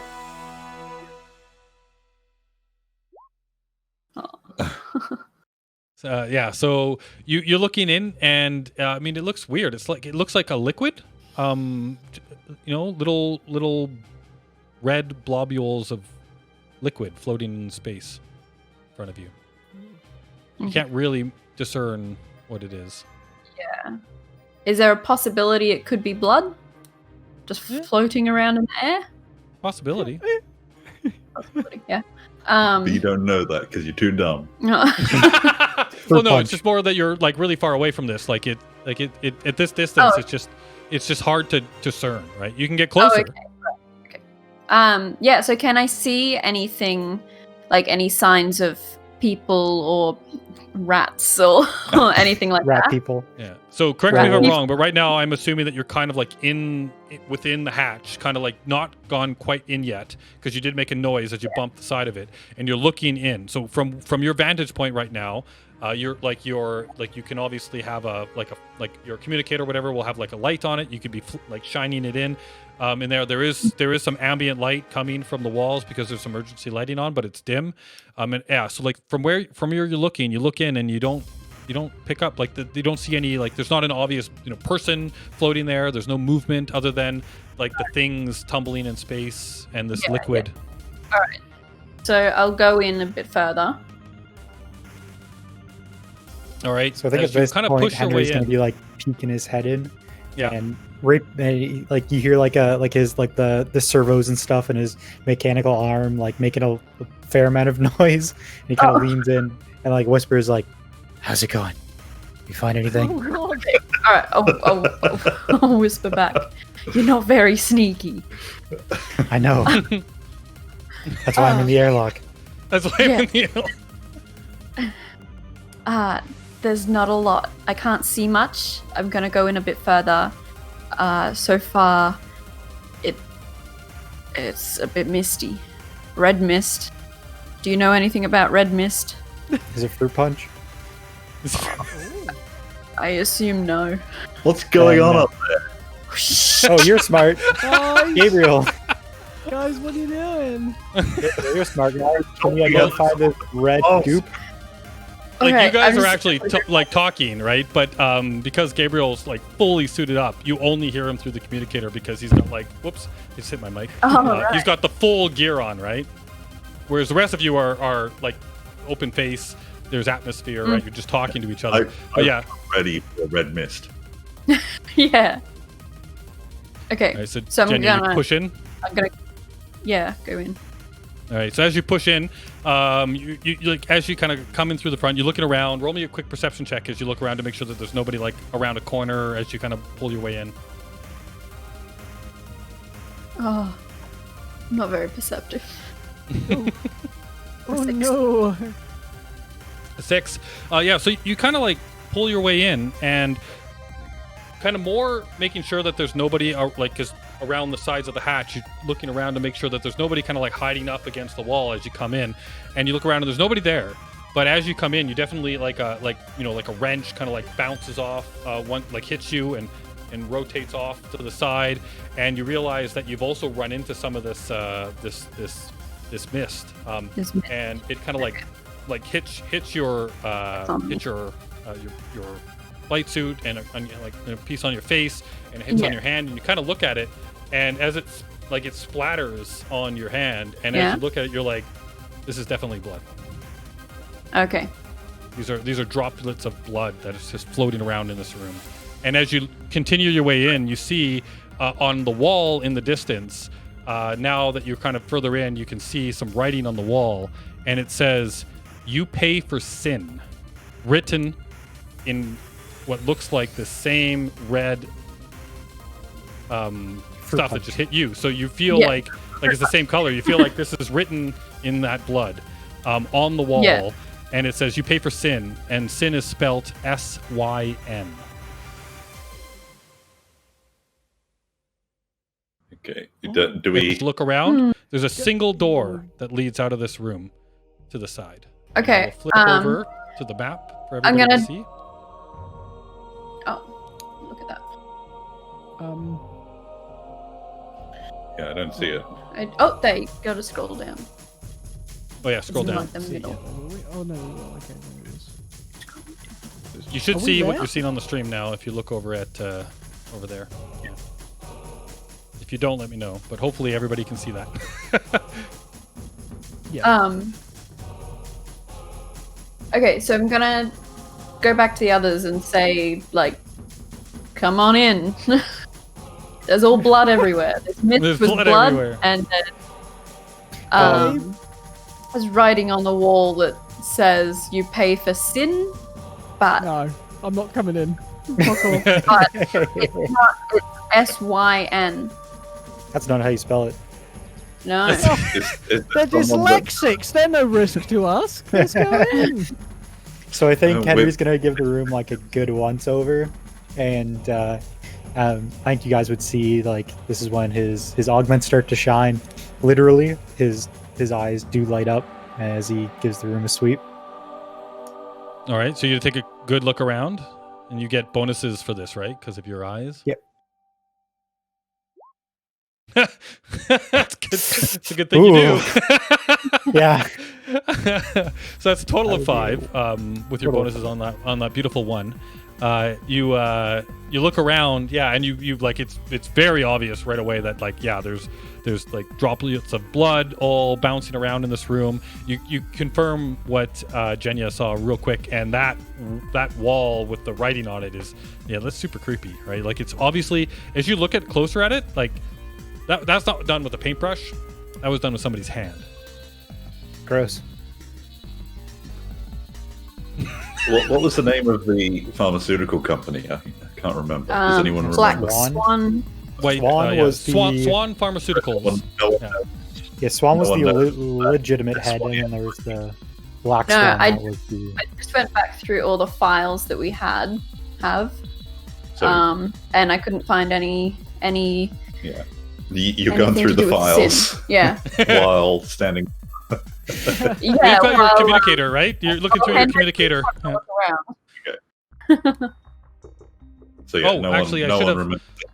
Sin. No. I will also share this. I totally forgot to give you guys this when you did your cargo scan, but for your records, I will give you that as well for the future, so you remember that when you did the scan, you found that it was carrying 202 tons of computer components according to your scan results. Henry, So- as you look around though too, you notice that like there are some like equipment and things floating around here, but there's also a bunch of like glittering like green squares kind of like floating around in the air as well. And as you take a closer look, you realize that they're mechanical in some way. You can Confetti. point them out. Yeah. There's not many in this room. Like there's just a few small little like look like squares of things, and they're green and they're kind of floating in the air. He'd snatch one with his like non-mechanical right hand, and kind of would point it out to Gabriel and be like, "Does that make any sense to you? This is medical shit." And kind of flick it over at him. Gabriel, roll me So- a medicine check, and if you point it out to Jenya, I believe you're the computer person. Roll me a computer's check. Okay. Okay, well I've just had a look over and then passed it on.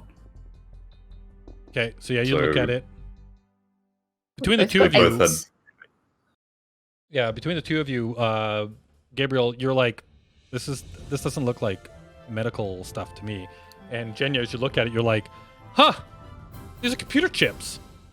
These are probably the stuff on the manifest. This is probably what they're hauling. I don't, it's just floating in space here. There's just a couple of them, but Oh, this looks I'll like look computer the chips. computer stuff. So it looks like it might actually be hauling computers. Well, Maybe. chips, yeah, like parts, basically computer chips, computer components. You find, and yeah, these look like I don't know, maybe for like a visual comparison, think of like RAM chips, right? Like green RAM chips is kind of what you found. A couple of these floating. Delicious. Says the cyborg. Nom nom nom. He starts gluing them onto his arm. Yeah. That's how computers work. All right. Should we push forward? Yeah, Sure. Yeah, I don't see much as long else. as you go first. Yeah, I'll go I think first. at this point, if we've identified the blood, Henry's definitely drawn his laser pistol. Okay. Yep. Yeah. Yeah. I'm assuming you Yeah, guys brought should with we- you like all your gear and shit. So yeah, you can definitely yeah. draw a weapon if you want at this point, or you can keep your hands free if you want. I guess I should put away my knife. Yeah. The butter knife. Yeah, maybe. It's How else the are you gonna butter defend of your yourself? suit- Yeah, your I'll head keep my button hands of free. Your suit would do better. But I will go first. Yeah, carrying a gun as you're floating around trying to grab hold of things seems like a disadvantage. We have mag You are boots. so you guys are also wearing magnetic boots. These things are a marvel of technology. You basically, I don't know if anybody's watched The Expanse, but it's similar to that in the sense where you put those boots on, right, and then you click down to the ground, and then you can walk around like normal. Like obviously you're still in 0G, but the boots are actually, they're really good. They attach, detach with the motions of your walking, so you can walk around like normal. You can actually run in these as well. They're actually way more advanced than the ones from The Expanse. Like they're actually really smooth to use. They also have like built into them, if all of a sudden, let's say, too much force hits you, and if the boots stayed attached to the ground, it would like literally like hurt you or break you in half or whatever, right? They will automatically detach as well. So they've got safety mechanisms built into them. So yeah, if you want to float, you can totally float around. But if you want to like click down to the ground and then walk like normal, you can do that as well. Yeah. That's what I'm doing. Yeah. Okay. In your big bulky spacesuit. Yeah. You actually Alright, look a lot I go- like Kincaid there, Cyborg Man. Yep. I have pretty high quality mods. Okay, they move seamlessly. They're just loud. Yes, that is true. You're pretty high tech. Sorry, Jenya. Go ahead. Yes, I'm moving forward. You're gonna go through the Right. door? Yeah. So I think you should be able to Do I- click on and move your own characters. So just verify that, Oh, that you okay. can Oh. click on your character and move them. So is there like a window? Can I peek through the door? So there is a sliding door, and it looks like it's in the obviously in the closed position at the moment. There is a panel to the side, like a button that will allow you to open the door. You're not sure like if it's locked or anything at this point. You can take a quick glance at it if you would like, but it doesn't, like, you do know actually in most ships, doors are automatic. When you walk up to them, they open, right? But this one doesn't. Okay. This one doesn't. All right, I just press the button. Try and open Okay. it. Do you have a button sound, Anubis? Same as the communicator sound? Oh, yeah. Yeah, beep, I'll do one. beep. I've got this sound. Does this work for you? If my thing works? We don't hear it, but I... Oh! there we go. Perfect. Great. All right. Very Yeah. pleasant sound in such a horrifying place. All right, so you open the door. The door slides open, and you can look out into the hallway from where you are currently standing. Let's just make sure. So the door slides open, and you look out and you kind of see into the hallway. You see more like off in the distance there. You see all those little green glittering things in the distance. You get a feeling that there's a whole bunch more of those computer chips just kind of like floating out in the hallway there. At this point, I'll say, like, again, like, you guys are new to this kind of stuff. So would you like to try and be quiet? Sneak out? Would you like to charge out? How do you want to do this? How do you want to like enter into this scene? I definitely want to sneak in, like, Okay. sort of like peek around the door and stuff and Okay. Roll me a Spy stealth check. stuff. Yep. Okay.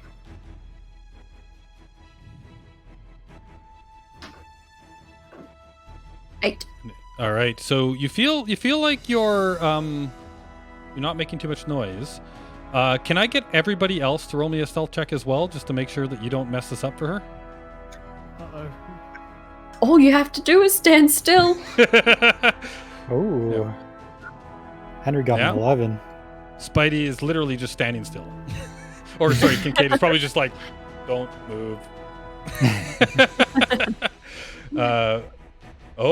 Boris, okay, and I mean, he is in a Yeah. big space Big suit. clunky spacesuit. Bumping into Roll a stuff. 4. Yeah. Yeah. So we have an 8 for Jenya. We got an 11 Ooh. for Henry. We got a 4 for Gabriel. James. Gabriel, thank you. Yeah. And then Apple rolls a beautiful 11 with an natty 10. So you hear like a little noise coming from behind you, and you feel like Gabriel, is moving around in his spacesuit, making a little bit of noise, shuffling a bit, but you don't think it's too bad. You can hold off and wait if you want, or you can try and peek out the door at this point. No, yeah, I'll peek out.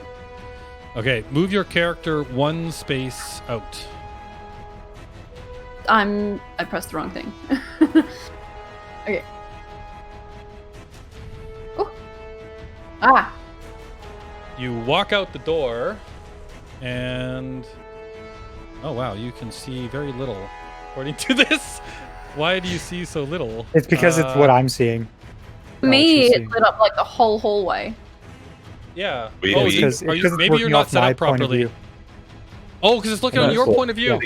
Yep. Oh, right. Yeah.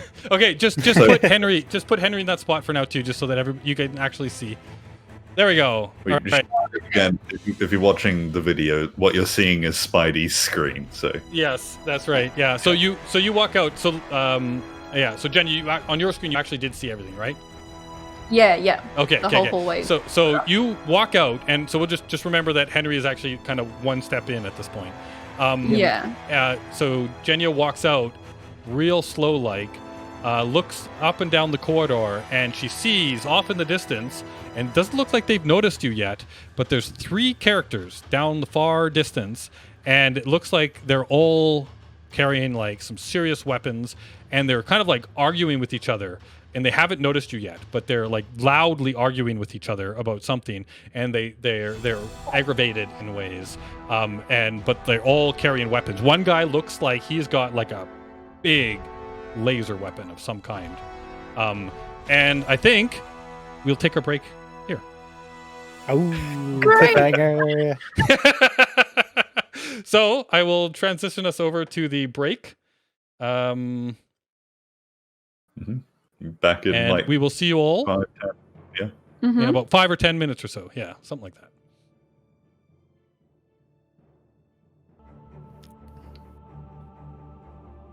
Hello, everybody. Hello. We are back. If only you And- knew what went on behind the scenes. That's right. Yes, that's right. If only you knew. If only you knew. But yes, we are back, and we've got Jenya in the corridor. You look around, and like you've literally haven't had a chance to do anything at this point, other than you kind of like poked out around the corner. You're looking like your character obviously is like fully out into the hallway at this point, but I'm basically saying you're like in the doorway, looking out, peering around the corner, looking to see what's going on. And you see down the far end of that corridor 3 people talking to each other in an aggressive fashion, and they're all carrying weapons. Except for actually the guy in the far distance. He doesn't look like he's carrying a weapon, but he is beefy. And looks like he might actually have some cybernetic enhancements to him. He's a little looking like Kincaid there. And they haven't noticed you yet, but they are kind of like moving around, and they look like they're about to turn around. So you don't have any time to like say anything. You don't have any time to do anything other than like maybe pull back in or like run down the hallway. Like you look down the hallway, you see these chips kind of like just floating around in the space, but you notice that there's like boxes as well, like crates kind of like floating in places, but you don't feel it'll give you a whole lot of cover. You don't really quickly see that maybe where another door is real fast, but they're gonna turn around any moment. What do you do?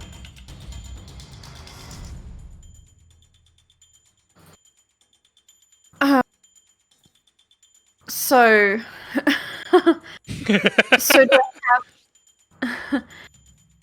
so they haven't noticed me. Not right yet, but they probably will very shortly. So can I just jump back into the room? Yes, Or do you will like that, pull back like, into the room? Yeah. You feel like if you pull back into the room, you probably have enough time. They haven't noticed yet. You were being really quiet, so like you didn't draw their attention. You could probably pull back into the room real quick before they look down the hallway. Okay, I do that. You're a little concerned about closing the door, though. It might make some noise. Yeah, I'm not gonna shut the door. Okay. Because so yeah, you pull back in. The sound of that would probably alert them. So we'll say that like you've got Mr. Kincaid behind you, and as you kind of like pop back in the room, I'm just gonna move you kind of like back in place here. You know, you kind of like popped back in. Yeah, and yeah, exactly. Now we can't quite see. You don't know if they've moved. You don't know if they've changed position, but you pop back in. You're pretty sure they didn't notice you. You're pretty quiet. So you can take a moment to talk to your friends or like hushed voices or text them. That's actually not a bad idea.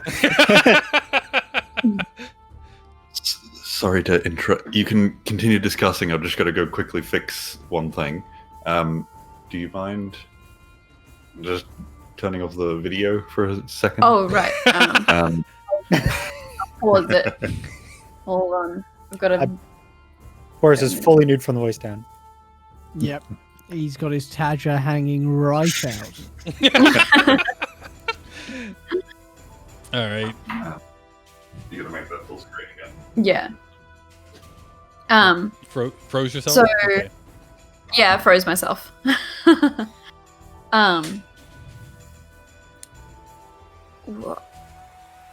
Should I wait for Boris to get back? Or should I... Well, how do you try and handle the situation, right? Like, are you trying to let everybody know what you saw? Yeah. How are you trying to approach that without being heard, without giving off that you're there? Because you are worried about closing that door at the moment, but you could try. Maybe they won't notice, but maybe they will. How would you like to distribute this information? What would you like to try? Yeah. Okay, so I'm not going to shut the door. I'm like, obviously I very quickly jumped back in, so I assume everyone will notice that I've obviously seen something. Yep. So I jump back in and like turn around to everyone and like do a big... Oh, I'll unfreeze myself so you can see my... Oh, I really hope he Oh, wait, no. right now.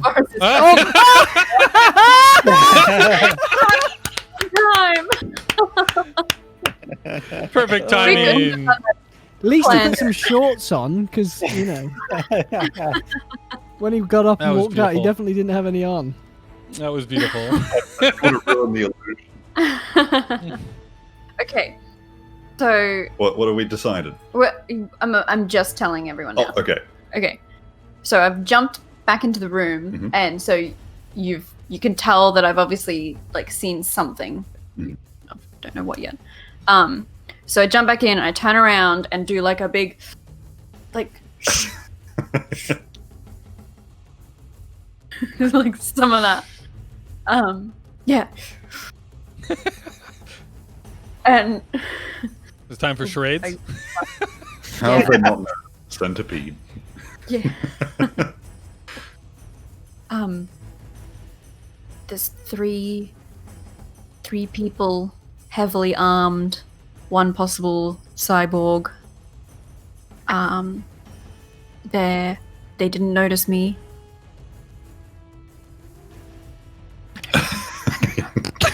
What do you do?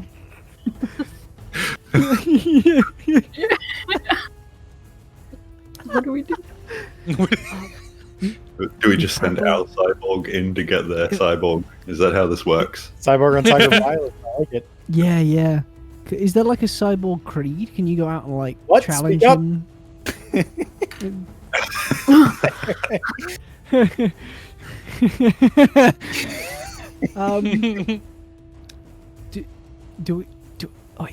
Do we want to be in this room? Are they coming this way?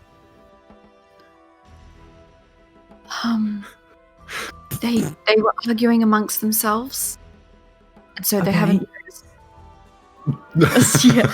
It's hard for us to concentrate because the neighbor across the road has just started playing their trombone or something.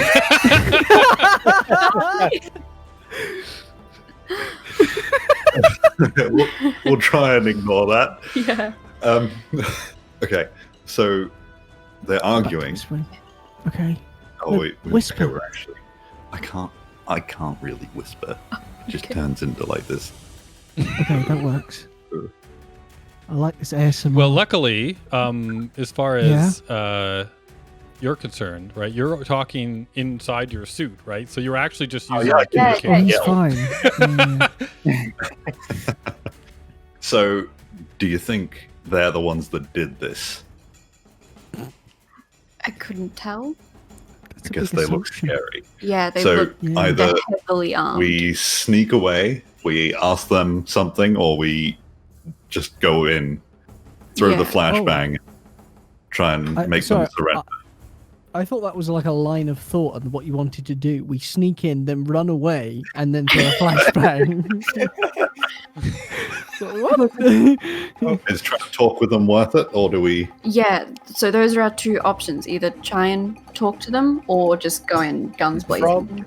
We could go in with guns and tell them to Yeah. stay. We're the still. police. Yeah, There's 4 of us, you know. Oh, sorry. Uh, There's There 4 are of 3 of us. them. we've all Can got I, to like, through this one peek doorway. around that corner. Like, Okay. kind of stick my head out around, like. You're gonna try and peek out. Wait, Yeah. you're a spy bug. You can't like pop your eye out and like poke. No, around. that's not how that works. What's the point in being a cyborg then? Like, My eyes are seriously. drones. Do you Alright. remember that Nickelodeon show, Our Monsters? Our real monsters? yeah, Like Yeah. that guy that holds his eyeball. That's Yeah. yeah. that's just do that's the vibe I was going for. Yeah. So you're trying to do this all quiet, like I'm imagining. Like, literally, he's just gonna stick his head around the corner and see what's out there for himself. All right. So just roll me that stealth check. Oh boy. And at Oh, this I'm point, I scared will have like for you.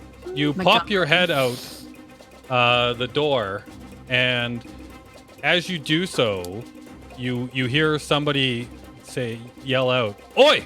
What's that?" And then you pop your head out, and you're like, all of a sudden you see the guy. You see all 3 of them, right? So you see all 3 of them, and one of them, the guy up front, he turns and looks down the hallway. And as he's turning, he's got this massive gun in his hands. And as he turns, he just pulls the trigger, and you see a beam of laser come out of the end of this weapon, and he's just streaking it across the entire, like all the way down the hallway. He's just like, like, what's that line? Say hello to my little friend, right? Like just kind of like, bang, like just full on beam laser all the way down the hall. So we are going to roll to see if he hits you. What is your defense? So if you click on your character, I put your defense, your dodge and your parry, I believe, in the green and the blue little circles as well. Face. Your dodge is the one in the green, and your parry is the one in the blue. For this, because it's ranged, you need to use your dodge. So roll your. Wait, have I done this right? Unless your attack stuff. Sorry. I think I might have forgotten how to play this game. Just a second. If I go into your character sheet. Oh right, no, I remember now. No, sorry, it's versus the weapons number. So he fires at you. You do.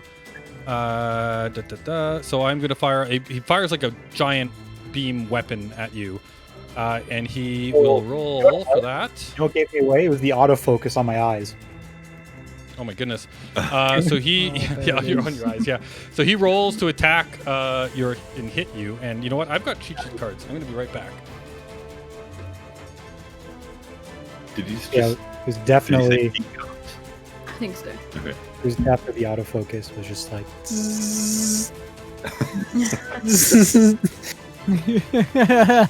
It's really loud and grinding as you Yep. look down. Imagine that, I have, though, like in your I head. made a whole bunch of cheat sheet cards for so I remember how combat works.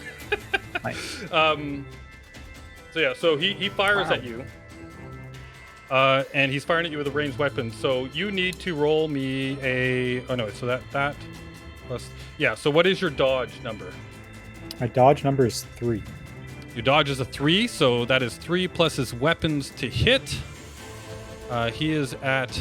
I'm looking at the character here. I don't want to look at that. I want to look at his weapon. So his beam laser. He is firing at you. And I'm sorry, this is a bit clunkier than I was hoping it would be. So his beam laser, he fires at you with the beam laser, and he is currently. I can use a little special tool to measure distances. You are 18 meters away from him. He fires at you at medium range. So that is a. He needed a pretty large number to hit you, but he rolled really well, and he does actually hit you with that weapon. Actually, no, wait. I'm gonna say because you peeked out. You're under cover, so you're gonna get a cover bonus. Cool. So actually, he still just hit. So he just hits you with that. So like, and basically the way that this kind of like goes down is you poke your head out. He turns around and just starts like just laying out the fire, right? And so as the beam just crosses across like randomly down the corridor, it just like nicks off the side of your head. And he will roll, and he gets no burst damage because it was just a hit. But you take 5 points of endurance damage as this just nicks you on the side of the head. You then, basically, I'm imagining, would probably pull your head back in. So I'll pull my head back in with like a laser burn across my face, and it's like, they know we're here. And they have Yeah, you definitely get the impression that they know you're here. I'm gonna yell out to them. We're the Federation Police? Yep. Yeah. Federation Police, drop your weapons. Yeah, so you hear laughing coming down from the end of the corridor. Uh-oh. And that beam laser stops firing for a second. And then you definitely hear the sound of movement. We are now in combat, so I will have everybody click on their characters and hit the initiative button that I put in the corner for you. We can just jump out the airlock and leave, right? Oh. Just jump out the airlock. It is, yeah, so the airlock, I don't think you guys mentioned if you closed or left it open or closed it, so I'm assuming it's still open behind you. Into your ships. I'm going to close off out one way out of here. What's initiative under again? Sorry. It's in the top. Oh, we've got to roll initiative. Oh, yeah. So click on your actual character, and then click. I made a button for your initiative in the top left there, so you just should be able to click that. Oh yeah, that's right. Yeah, sorry.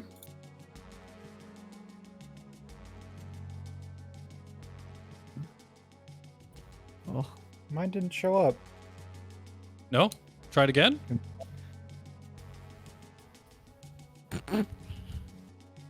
Is it not working for you? Names. These are very. That one's worse.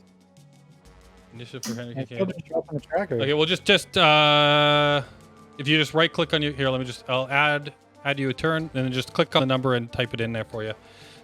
Maybe we'll fix that for next time. I don't know why it's not working. Yeah, I rolled my initiative, and my character's not in the. Okay. In the turn order. Okay, I must have done something wrong. I will add a turn for you. There you go. Just type on the number there and add your number to it.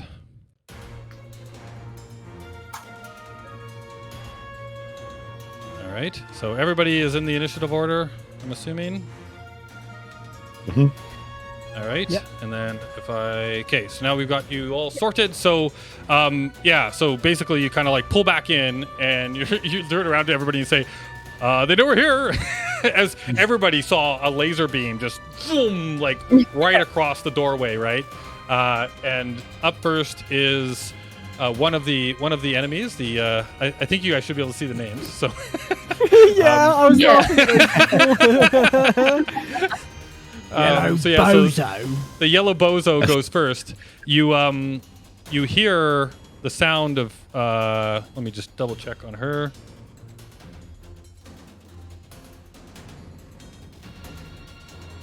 Okay, so yeah, so she so she goes, and then next we've got another person goes, and then we've got Jenya. You're up. You're in the room. You're not sure what's going on down there.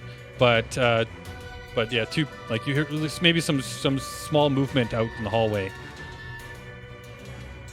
What do you do?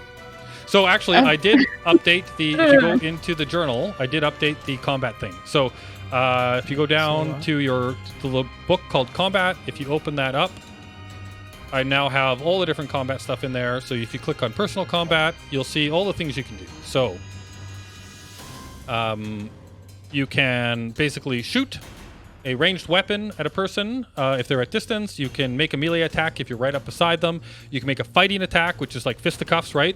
The nice thing about fighting attack is that you also have a chance to disarm them. There's a 50% chance that you'll disarm them with a fighting attack. You do less damage, but there's a chance to disarm them.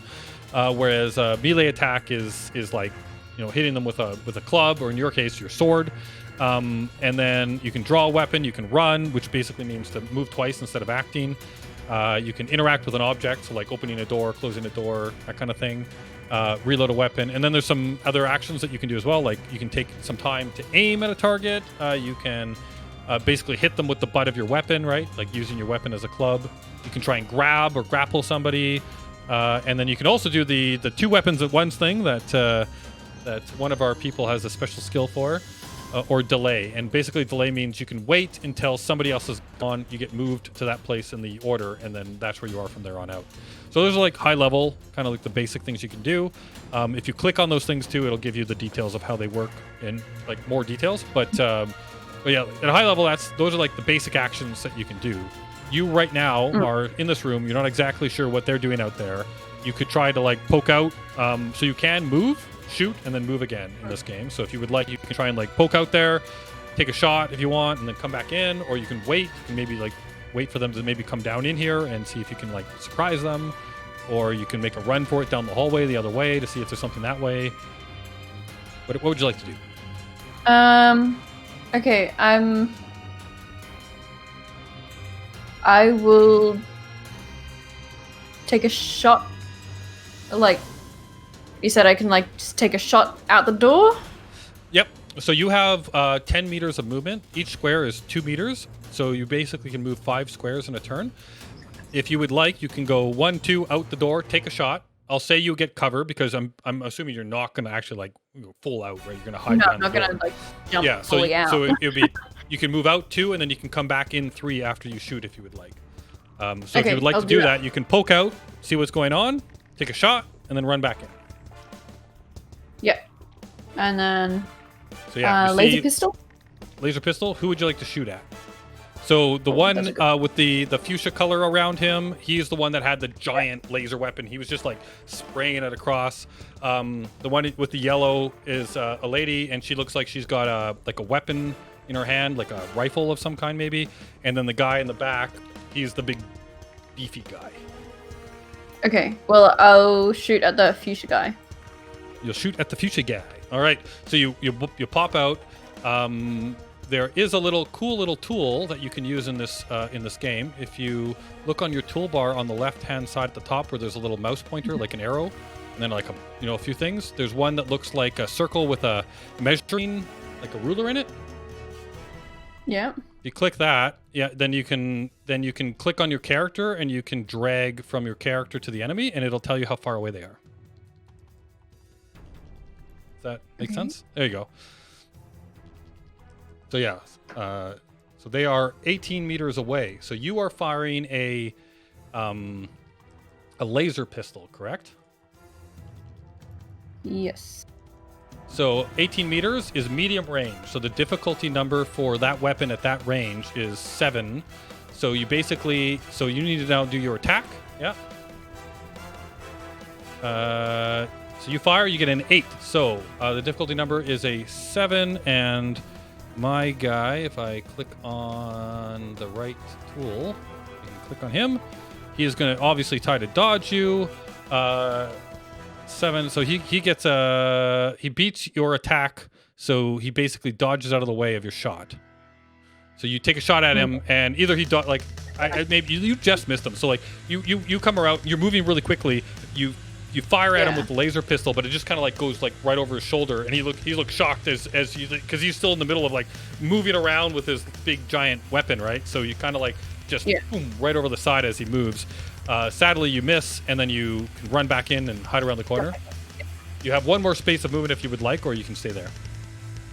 I will set the down. All right, right into the corner. Okay. All right. So that is Jenya's turn. Next up, we've got Gabriel. In your giant suit of space. Yeah. Suit. And your butter knife in your hand. No, I've put my butter knife away. Okay. So I've got 2 auto pistols apparently, and a laser pistol. Is that how that works? I'm trying to understand how. So if you click So on if I go your into my, character, yeah. so yeah, you have I think you have 2 auto pistols. You have your butter knife, and yeah, so you just have 2 auto pistols. I think, Right. unless I And messed I up, but I think dual you just got 2 wield auto them? pistols. Sorry? I can dual wield them, or do Yes, I have you to can. use my karma capability? Okay. Well, so you can always dual wield, but you take a -2 to each shot if you dual wield. If you use your karma capability, then you do not get the -2 to each shot. But you have to use that karma each time. Yeah. Well, no, I'm just going to do the same thing that Jenya did. Just step out, fire both, and step back in. Hope for Well, the best. you're all the way in the corner. Yeah, so the combat did start. Like you don't have to be there. If you wanted to be up close to the door, I would say that was doable. I can move 10 meters, can't I? Yeah, so I that's can 5 move. squares. Yeah, but then you wouldn't be able to move back. Oh, So yeah, you can move right out the door, take a shot, and stand there if you like. move over there so I could see myself apart from everyone. Oh, okay. I thought you chose to be there because you were like cowering in the. I'm not. Yeah. I'm a coward. Oh, Yeah, I kind of assumed the Sorry. same, to be honest. Street smart. Yeah. I let other I will- people. Yeah, if you want, Yeah. I will allow you to be closer, like where the butter knife is there, if you want, or like you couldn't I'll start here. Behind start there. Ed. Okay. Yeah. So that's you can go Right. 1, 2, So 3, I'll- 4. I'll- Now, sadly, Kincaid is in. You can move through your allies, no problem, but you cannot end your turn in the same square as your ally. Oh no, so it's But- the same issue. So this isn't actually what I'm doing, but I can go to here. Yep. And then come back up to here. I'll say After for shooting, this right? round, yeah, you can totally do that. That would be an extra 2 spaces, right? Because you can't go through the wall. But because we don't know exactly where you were at the beginning, I'll say yeah, no problem. This round you can run out, shoot, and then go back in, and then from that point on, we'll use where you are as your spot. So Right. run out a shot with a single auto pistol, or do you want to fire both? Both. Yeah. Okay, I misunderstood the 10. It's like 5 spaces, not 10 meters. Well, so each square is 2 meters. It's 5 spaces. Yeah. But I'm walking like apart across only a tiny fraction of the square. Like I'm sneaking around the door. Yeah, you're not allowed to go through the walls like that. But I just realized that that the squares are perfectly set up for COVID social distancing. So the future is ready. There you go. Yeah. Oh, How I nice just is dated that? I just dated this video, so I apologize for that. Yeah. Anyhow, but yeah, so you run out. Okay, well, You're gonna shoot with both of them. Yep. All right. Yep. So that's a -2 to your roll. So whatever you roll is -2.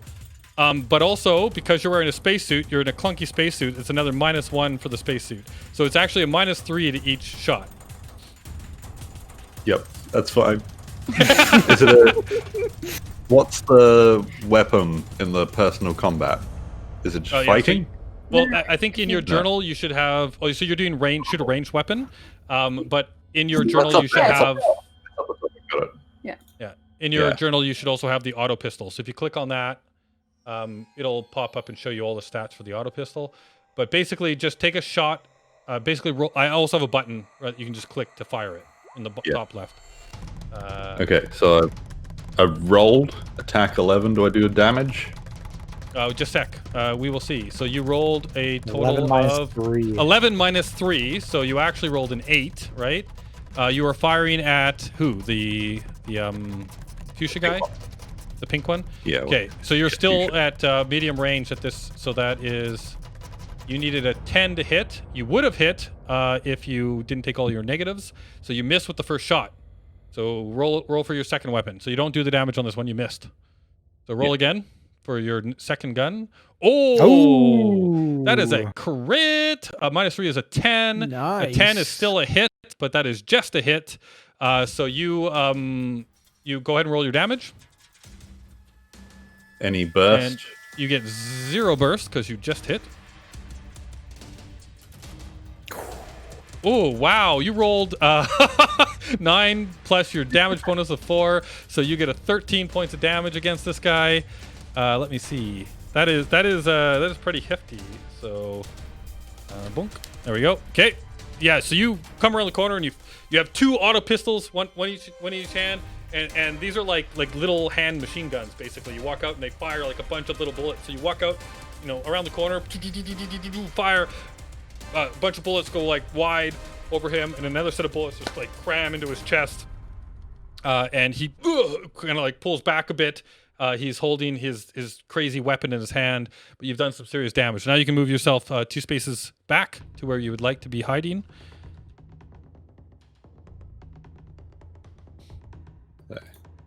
All right, so you come back in around the corner, and next we've got the red dingback is up. So I will have him move. What a great name. I like Yellow Bozo personally. Yeah. Yellow Bozo. He just sounds like a London geezer. Yellow Bozo. Fuck you up, mate. So he comes running down. This guy. You hear movement, but you don't know exactly what's going on because you can't see anything at the moment. Actually, now that I think about it, all of a sudden you see Henry. You see somebody like right up outside the door. Worst mistake of his life.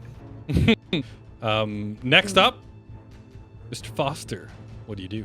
Oh goodness. Okay. So Ed, you don't know. actually see that little guy. I'm assuming you can't see that from your view, right? So what do you see from your view? That's all you can actually see. I can see a slither of red, just a slither. Okay. Well, you heard the noises, so you think that maybe somebody's close, right? Because you hear the click click click click of the boots. Yeah. Okay. Yeah. I guess I'm just gonna try and shoot the shit out of him as well. Like I think that's my best bet. From where you are right now, that would be like full cover. So you're gonna have to move forward to try and do that. Oh yeah, I'm not gonna fire from here. Just shoot me in the back a bunch of times. Yeah. Yeah. So sadly, right now, the only place is like if you wanted to shoot him from distance, right? You would need to get up behind Gabriel or but you would have to shoot through your friends. So there's a chance you could hit your friends if you do that. If you want to avoid hitting your friends, then you have to run out the door right beside the guy. Okay. In that case, I'm gonna run out and try and give him a smack around the chops. Okay. So I'm gonna pop here. Boom. Oh no, it's the big boy. Oh. Get out! It's like the Indiana Jones moment. So you run out the front door. How far did you move to get there? Was that 3 spaces? We'll say 3 spaces. We'll say you have 2 more spaces because everybody else got 2 spaces. So we'll say, actually you were 2. Okay, good. You run out and you see this big, beefy dude like looking at you, and he's like enraged. And you also notice as you walk out the door that. And Jenya or Kincaid did not say this to you, but you notice that there is a giant metal claw where his hand should be. I said he's the fuck, guys?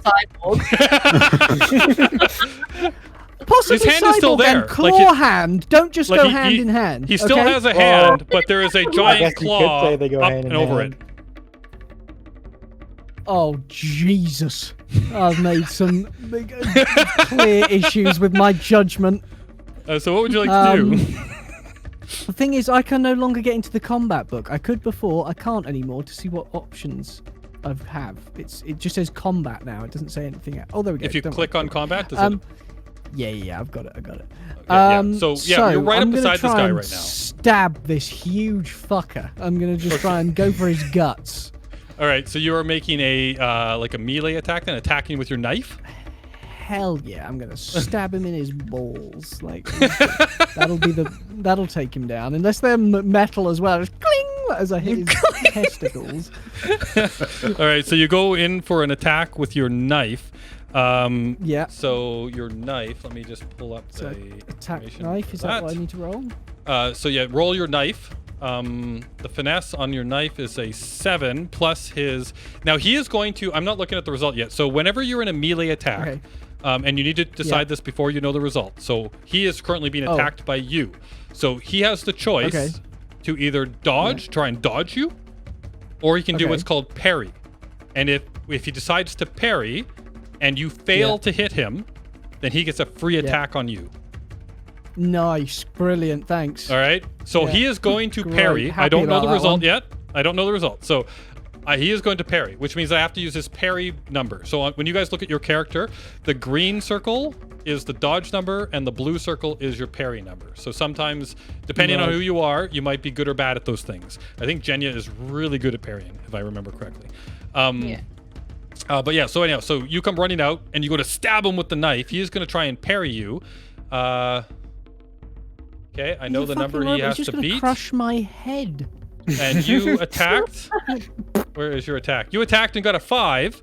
You stab it with the knife, and he easily moves, dodges out of the way, and then swipes down at you with his cyber claw. So I am going to click on him.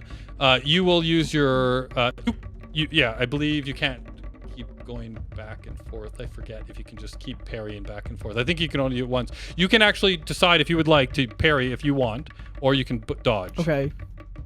So looking at your numbers, one might be better than the other. I imagine your dodge is probably better than your parry. Okay, dodge 45. So that's pretty high, isn't it? Yeah, 4 bonus. Plus 4. Yeah, I don't. Parry is just a +1. Yeah, so you would only get a 1 for the parry, and you get a 4 for the dodge. So you're gonna dodge? I really want to parry. No, I'm gonna dodge. It's safer. All right. So he slices out at you with his cyber claw, and his claw. If I, that is a. Oh wow. What do you mean? Oh wow! Why are you talking like that? What are you doing? I'm terrified as it is. He's got a claw hand. Yeah, my head is a melon. He's just got turned me into mulch. Yeah. So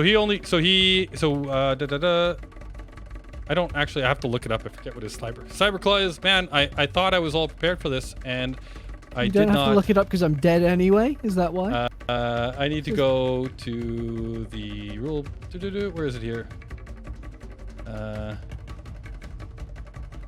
Adventures. I feel really bad about this. I apologize. Sample. Should I roll for dodge in the meantime? Well, you don't actually roll for dodge. You basically you have your bonus, and then I add it to the finesse of the weapon, and I just need to remember what the finesse of his cyber claw is. I see. So if I open up this, 0 as far as I remember. It's 0? Yeah. Off the top of my head. Yeah. Actually, that's bad. If he had a 0, that means that it's really easy. You want a high number for finesse. 48 is what I remember it as last I checked, so I'd go with that. If they're class 1, the finesse is 6. Okay, thank you. So 6, and then. Could have sworn it was 40. And what was your dodge was 4? Okay, so he misses you. Yeah. So he swipes at you and he misses you. So I gotta remember that. So his finesse is 6. Okay. And then thank you for that, Spidey. So that's a free. That wasn't on his turn. That was on your turn. So he swiped at you for free, basically. Now you can, if you would like, you can finish your movement and leave. Run away. You can stay there. Oh yeah, hell no. I've got 2 spaces I can move, right? You have 2 spaces left. Yep. You do feel though when you run away, he might get a swipe at you though. What? What the hell is this? What an absolute podger. When you leave a threatened square, so basically if you are right beside him and then you move out of his range, he gets 1 free attack at you. Right, and that's the same for you guys. When an enemy does that to you, you have the same option. Fuck it, I'll just have a staring contest with him, I suppose. I'll stay here, Well, you could get away, glocking right? eyes. It's just a chance. Like, you've got a pretty good dodge. You could try and get away. Fine, I'm going to try and get away. Yeah. If you stand there, then obviously you're there at the beginning of his turn. And you're also, like, if somebody else wants to stand there, they can't. Okay, yeah, I'm definitely going to attempt to get away in that case. So where would you like to go? Run down the hallway, run back in the room, run towards all the other guys? I can only move 2 squares, otherwise I would attempt to charge. You can't go that there is far. a door back there. Yeah, I'm going to go up there. I'm going to move 2 spaces up. You're going to run up the hall. Yeah, I'm just going to, like, anime run away, It's going to be perfect. So how do I... Nirunu run or whatever that is? Where, whoosh, arms behind my back, sprinting up. Okay. All right. Yeah, so I'm gonna attempt that. All right, so move 1 space away. Okay. And whammy. If he hits you, so I will click on him and I will say, "Go Cyberclaw, go!" And stop Cyberclaw. He rolled exactly the same. So he misses you. You back off and he swipes at you again and he misses. So you can keep going 1 more space if you would like into the dust cloud of computer chips. Yep. Yeah. There we are. All right. So you are like back there. You are a bit obscure. Your vision is obscured a little bit there. Heavily. Actually. Yeah. The further you get into that, the harder it will be to like pinpoint you because there's a lot of these stupid things floating around. So that was Ed's turn. Oh, sorry. Henry, I see what you mean. Okay. Yeah. what do you do next? Do I want to do a fun thing or do I want to do a practical thing? That's the real question. And I think I'm going to go with the fun thing. So I'm going to step out and I'm going to try to grab this guy. Oh boy, here we go. Grappling. All right. So you're going to run out and you're going to try and grapple him. Yep. Grab him by the balls. So you need to succeed first at a fighting attack against him. So I believe you have a button for that. Not great. He is going to attempt. This guy is going to attempt to parry you as you do this. So. Oh no, it's just the damage. That's not. So you got a total of 8 on that. Yep. One person has stepped out, attempted to stab him, and is now like charging up the hall. Just stepped out after him.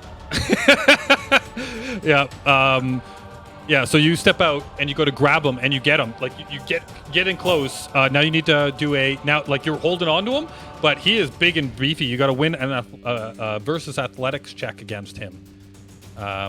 So roll your athletics. So that should be one of your skills. Not great. Not terrible.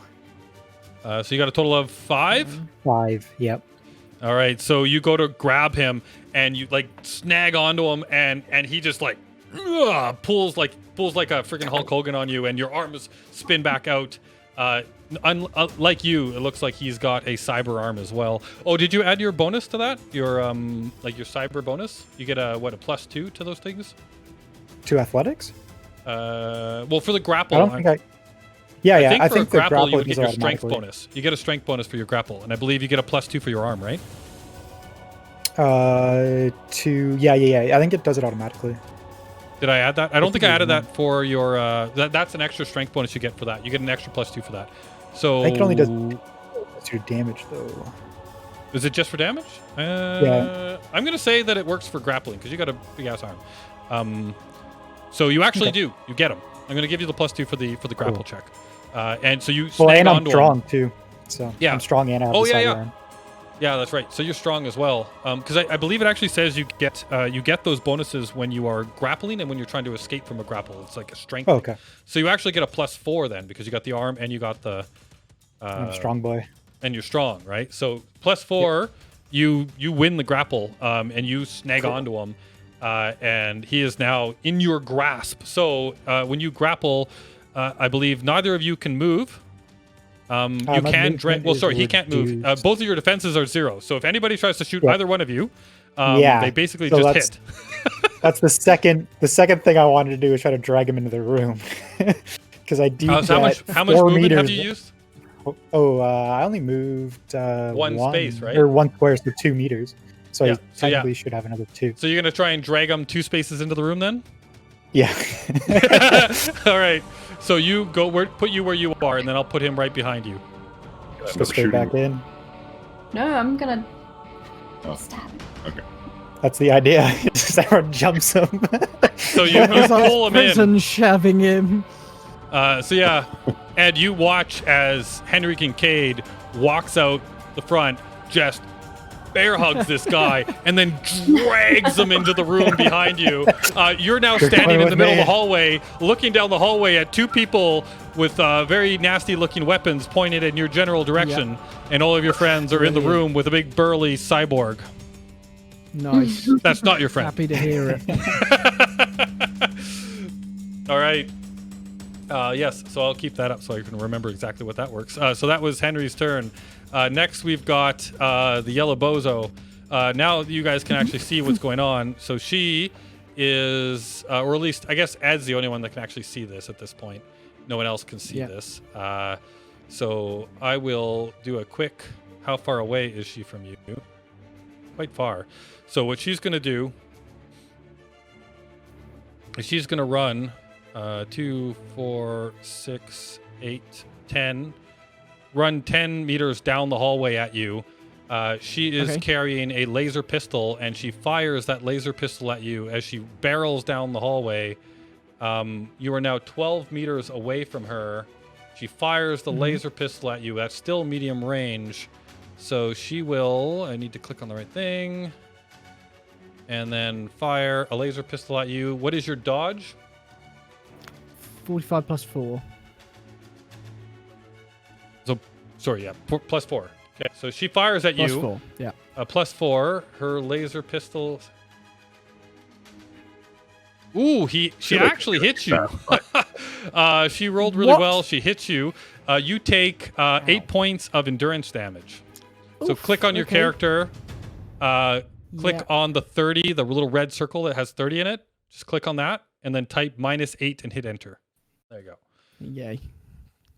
I'd like to think she hit you in one of your butt cheeks. Yeah, like as I'm running off. You're running into you're running down the hall. She's running after you with a pistol out. She just fires right into your butt cheek. I like it. That's what happens. So yeah, she comes running down the hall. Next up, we've got this crazy person carrying a giant beam laser who goes 5, 10, 15. Oh, sorry, 2, 4, 6, 8, 10. He comes running down the hallway right beside his friend, and just fires the beam laser off towards your general direction. Since you're the only one that he can see at this moment, he fires right at you. And oh my god. And that's it, everybody. I enjoyed playing. I had a lot of fun. I hope you enjoy the rest of the session. Okay. Yeah, so fires at you with a beam laser and shoots you in the butt as well with a focused beam of laser energy for 15 points of damage. Sorry? 15. Oh, no. So minus 15 on that 22 that you have right now? Yeah, so that equals 7.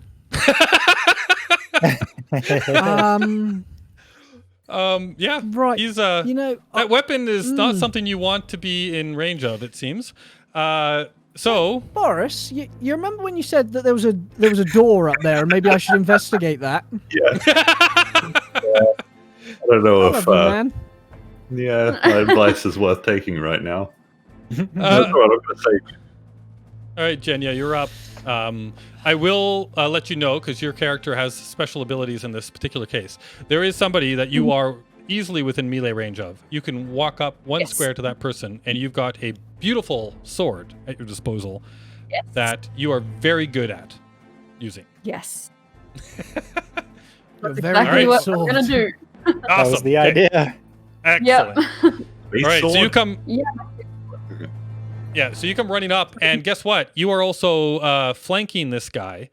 You've got your buddy Gabriel on the other side, so it makes it even easier for you to hit this person because he is surrounded and in a precarious situation.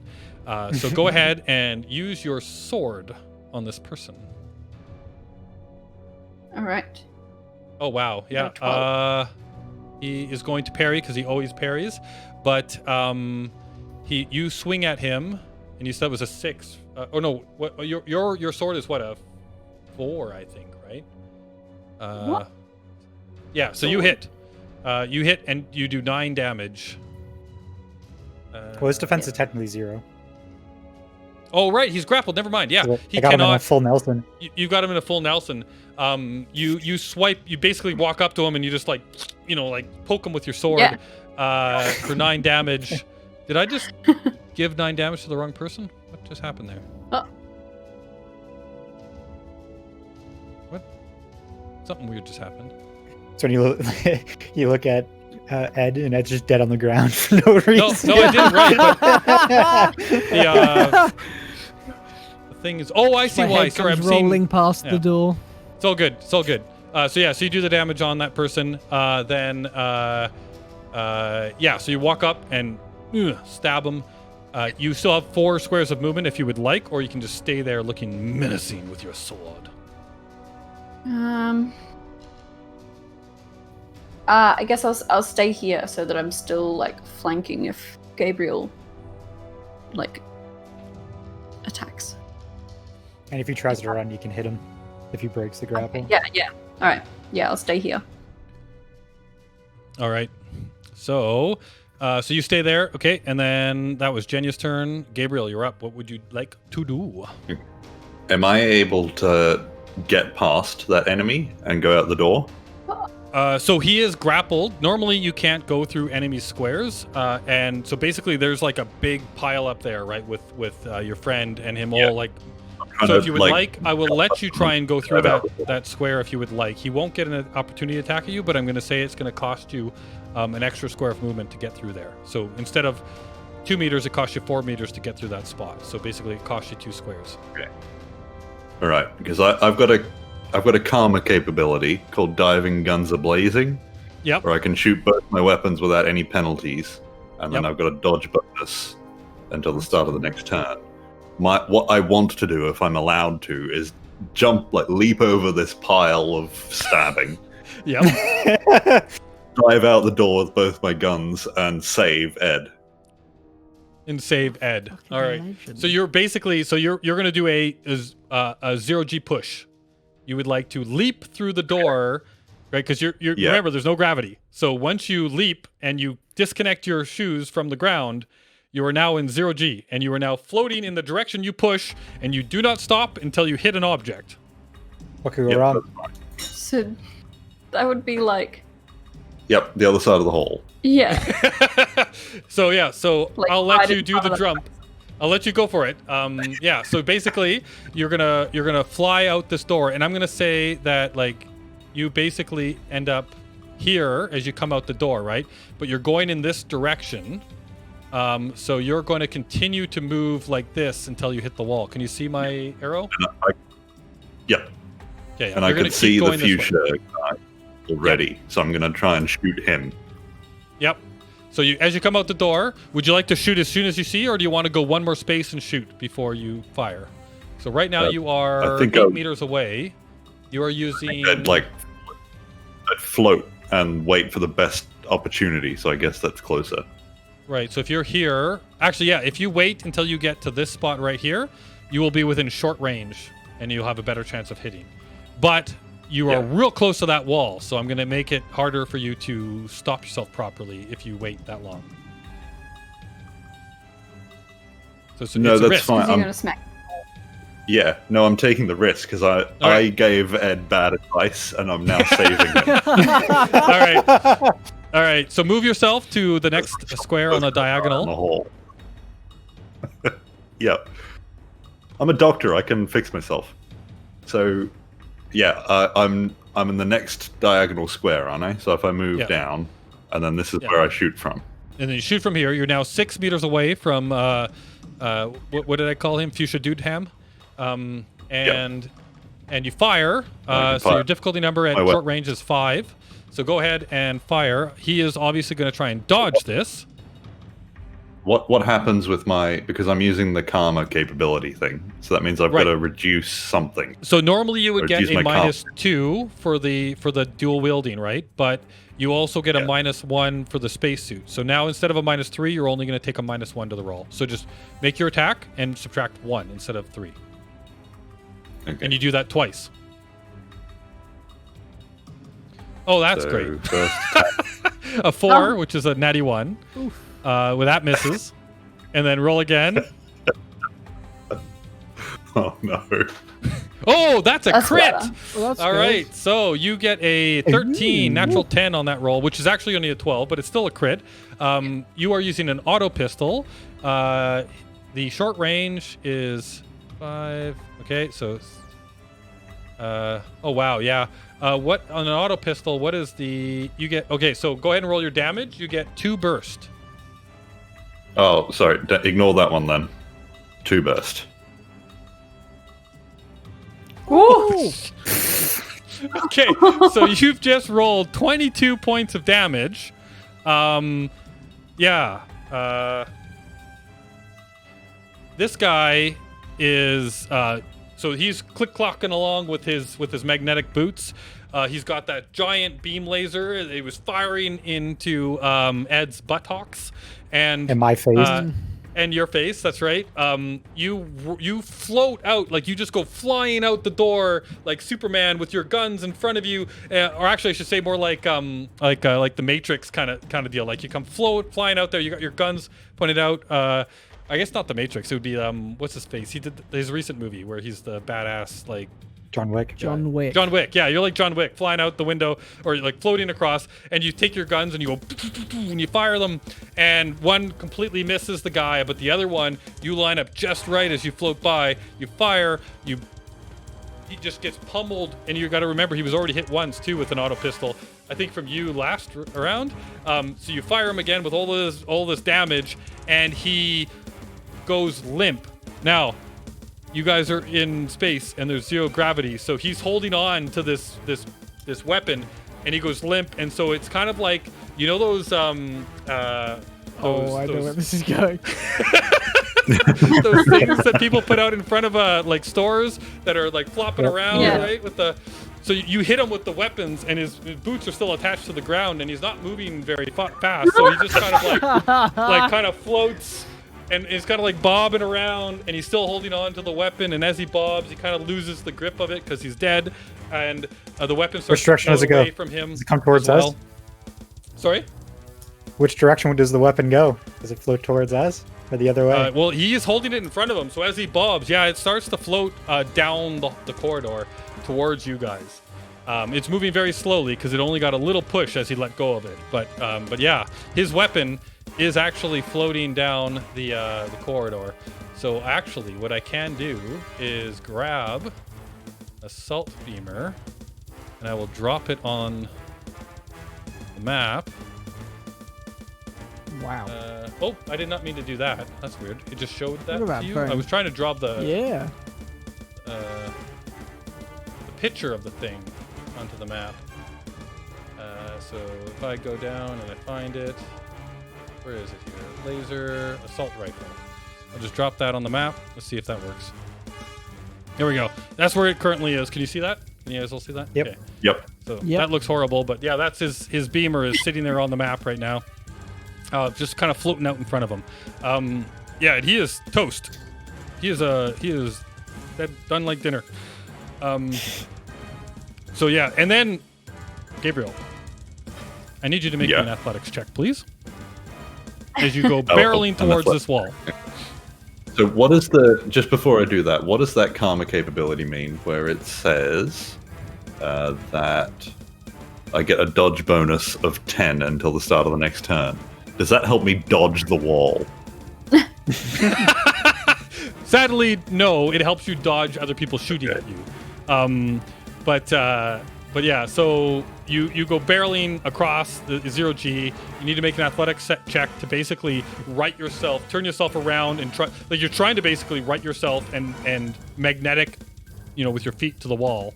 But failing, like if you don't get quite that good, you're just basically trying to like put up your hands and stop yourself from like colliding with the wall, right? So go ahead and roll me an athletics check, and you do get a -1 on this because you're in your spacesuit. Yeah, so ignore the second one. I just clicked it twice. The first one was a natty 10. Yeah, so you actually with like Ed, only you can see the beauty of what your friend just did. You see him fly out of the doorway in full 0G, like, just with his guns out. You see his back, but you see as he flies by in his spacesuit, you see the bursts of the weapons firing off down the hallway.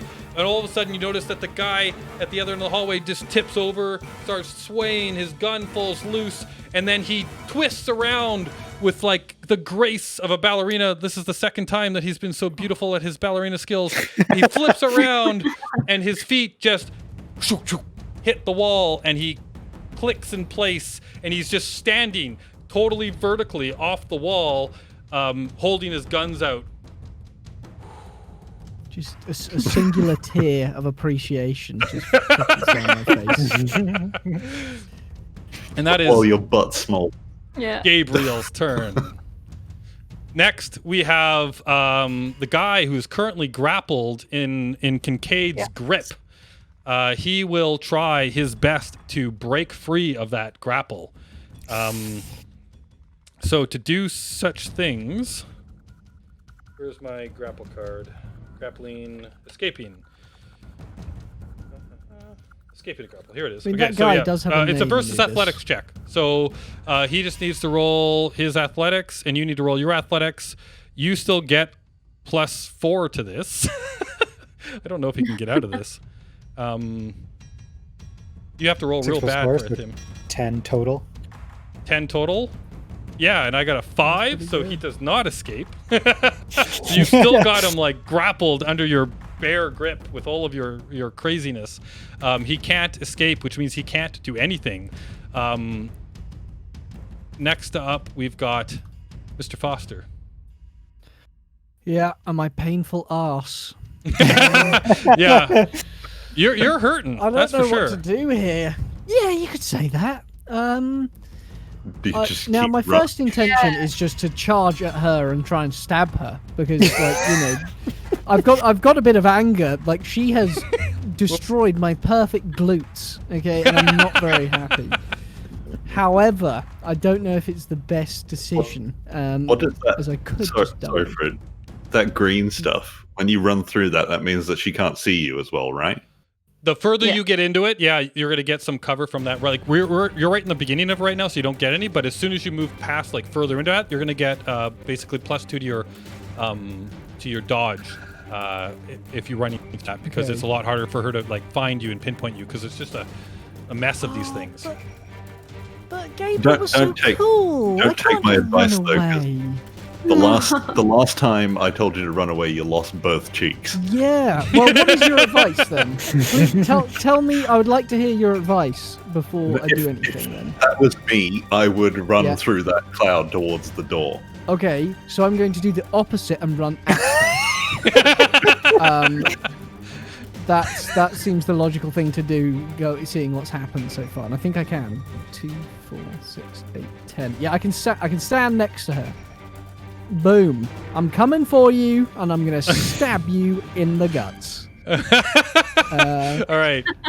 So I will let you know, right? So you're running up and you're stabbing her with a knife. If you would like, you can shoot her with your with your laser pistol too, right? Like you could run up and be one space away from her and then shoot your laser pistol. Yeah. Or you can run right up to her and stab her. You don't have to use your knife, but if you're enraged right now, go for it. Oh no, I really want to make this personal. I want to open her up in front of me. Like, okay. I want to attempt that. All right, go for it. I'm just saying it is harder to hit with the knife than it is with the laser pistol. I'm ready Just for so this you to know. be my last session. It's fine. Okay. Oh. Oh. Uh-oh. Oh, you're having, And you're it having was no my luck. last session. So you run up at her with your knife, and you stab out, and you miss her in your exuberance. She dodges out of the way. She did dodge. She didn't parry, so she doesn't get a free attack on you. And that is the end of your turn, right? You full move to get to her?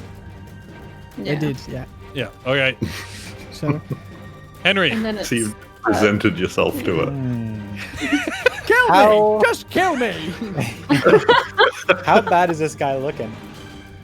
After getting Right now, stabbed. he's like he took a good hit with that sword. He's kind of, he does look like he might be, you know, a little bloodied, if you know what that means. Yeah. He's looking a little rough. Yep. Okay. Oh, no, that So- was the you should do. So I think what I'm going to do is let him go and then punch him with my robot arm.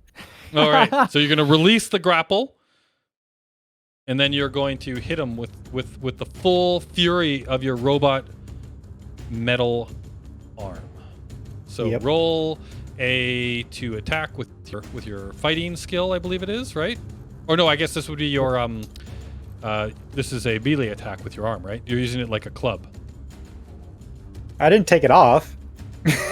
No, I don't mean you're like Disconnects the arm. I mean that flailing it.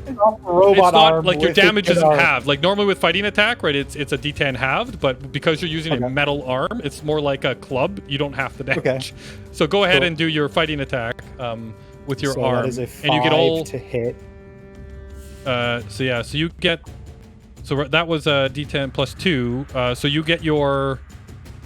You also get your plus 4 to that though, right? Because you're smacking them with the arm. Or is that just for damage? I forget. Is that just for damage, not to I hit? think it's just for damage. Yeah, in this case, that's for just the for fighting. damage. Okay, so yeah, so you swipe out at him. He is going to try and parry you with that 5. What is the finesse of your punch? It's probably just a 5, right? Because it's just a fighting attack. So that it is. Oh, I'm looking at my laser pistol. Finesse is 5. Yes. Yeah. So so you miss. You go to punch him and you miss, and then he, like as you release him from the grasp, you punch at him, and then he just like swipes at you with that claw.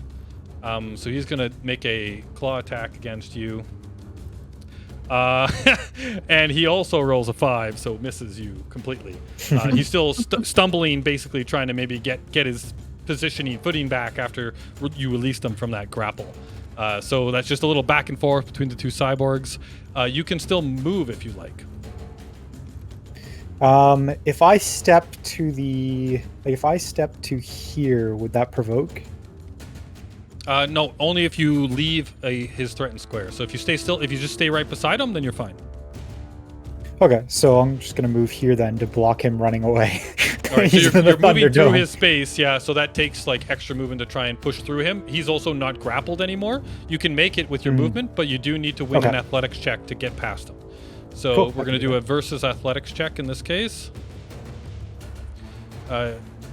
In this case, I think you just get your normal roll, right? Because you're not actually Okay. using your strength here. You don't have legs. Yep. You rolled a 6, but he only rolled a 3, so you do get past him out to Cool. the other side because I rolled like crap. So yeah, you get past them out to the other side, and you're now where you want to be. Cool. You look down the hallway and you see that bobbing guy, and you see Yep. your friend Ed, or your partner Ed, standing right in front of this lady with a laser Previous pistol in her friend. hand. Yeah. Late friend. Almost late, Fred. Streaking tail, like two Come on, lines of blood bozo. that like meet up with his butt cheeks. The whole length. Oh, and, End like- me, bozo. One of Henry's like robotic eyes swivels like a chameleon and looks at the gun drifting down the heavy, what is it, laser whatever. Yep. He's pretty intrigued by that. All right. Well, so at this point, yeah, it is the yellow bozo's turn. She backs away from you. You get a free attack at her with your knife if you would like it. I'm going to stab her. I want to open her so badly. Just cut her guts out. I'm so angry. All right, so you get do I have to move? Nope. Or is it she's just moving away from you, and you me, just right? swipe out at her. So go ahead and roll your knife attack, which I believe Just is. Oh yeah, there you go. You hit, and you get 5 points of damage on her. There we go. So yeah, so you slice at her, and as she moves away, and she just like hisses at you. She backs away, and then you see her hit the button beside the door there, and the door opens, and she looks in, and she yells, "Come, Muffin!" and she runs inside. Uh-oh. I hope she's not referring to a person as the cum muffin. Like,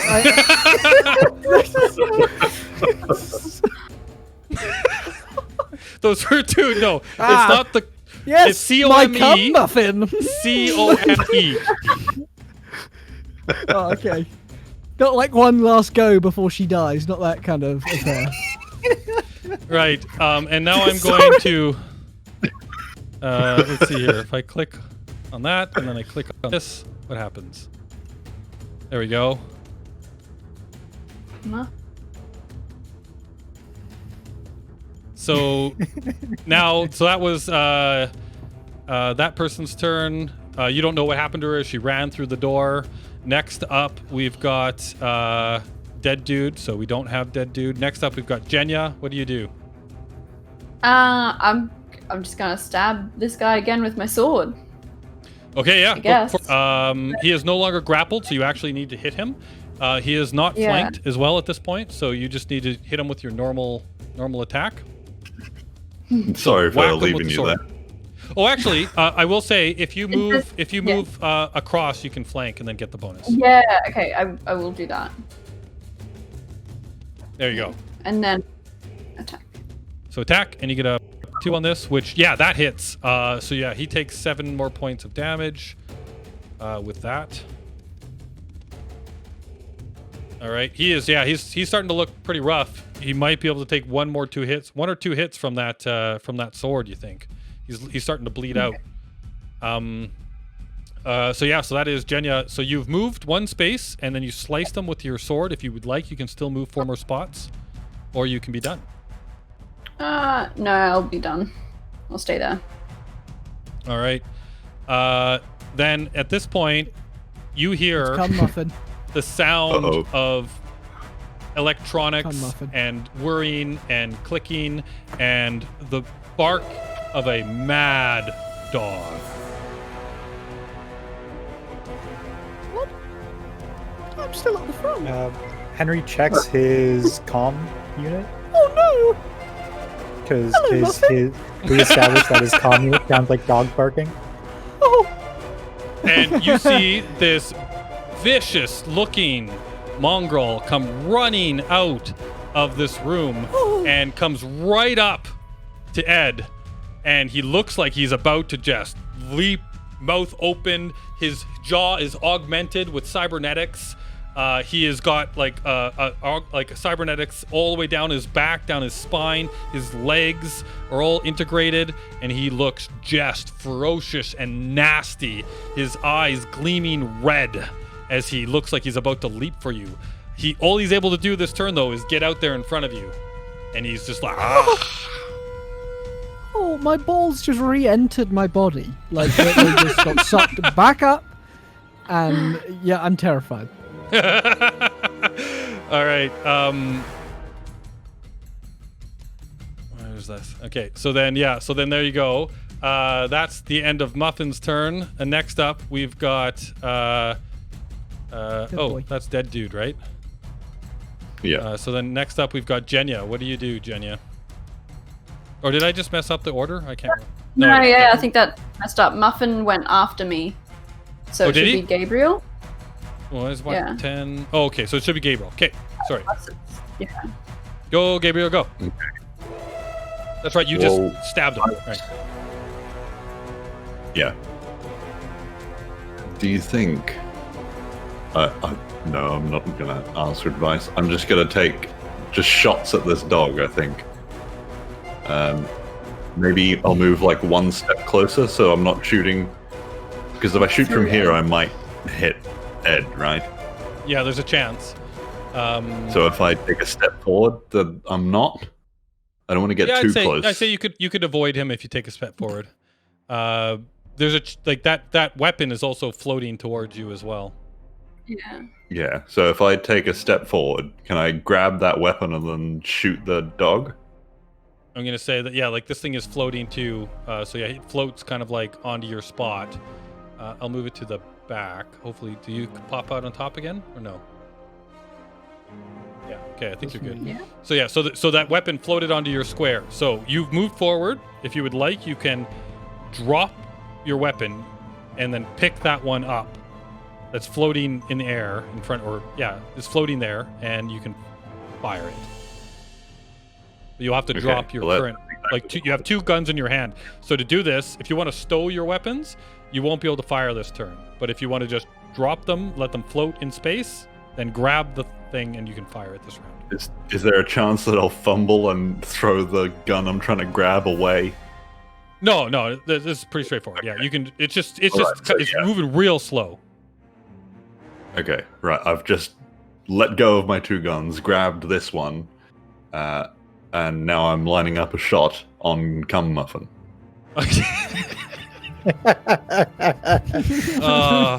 Phrasing. I gotta remember to be very careful what I say. All right, so you're gonna fire at him. Yeah, he is. I have no idea what the gun is, but I'm just pulling the trigger. It's a beam weapon. You are in short range, so it's got a difficulty of 4. So you, what is your? This is a laser weapon. So you currently normally use kinetic weapons, right? So if you look in your character sheet, look at your energy score. That's what you need to add. And energy weapon score. Oh, I've got 10 plus 1. So you get a plus. So hit that. Roll a d10. Just roll that, and then add 1 to it, and then thrown down the kinetic weapons that I'm really good at using. Yeah, this one will do a lot of damage, but you got to hit, right? So so that's a total of 4 to hit. That is not going to do it with this weapon, sadly.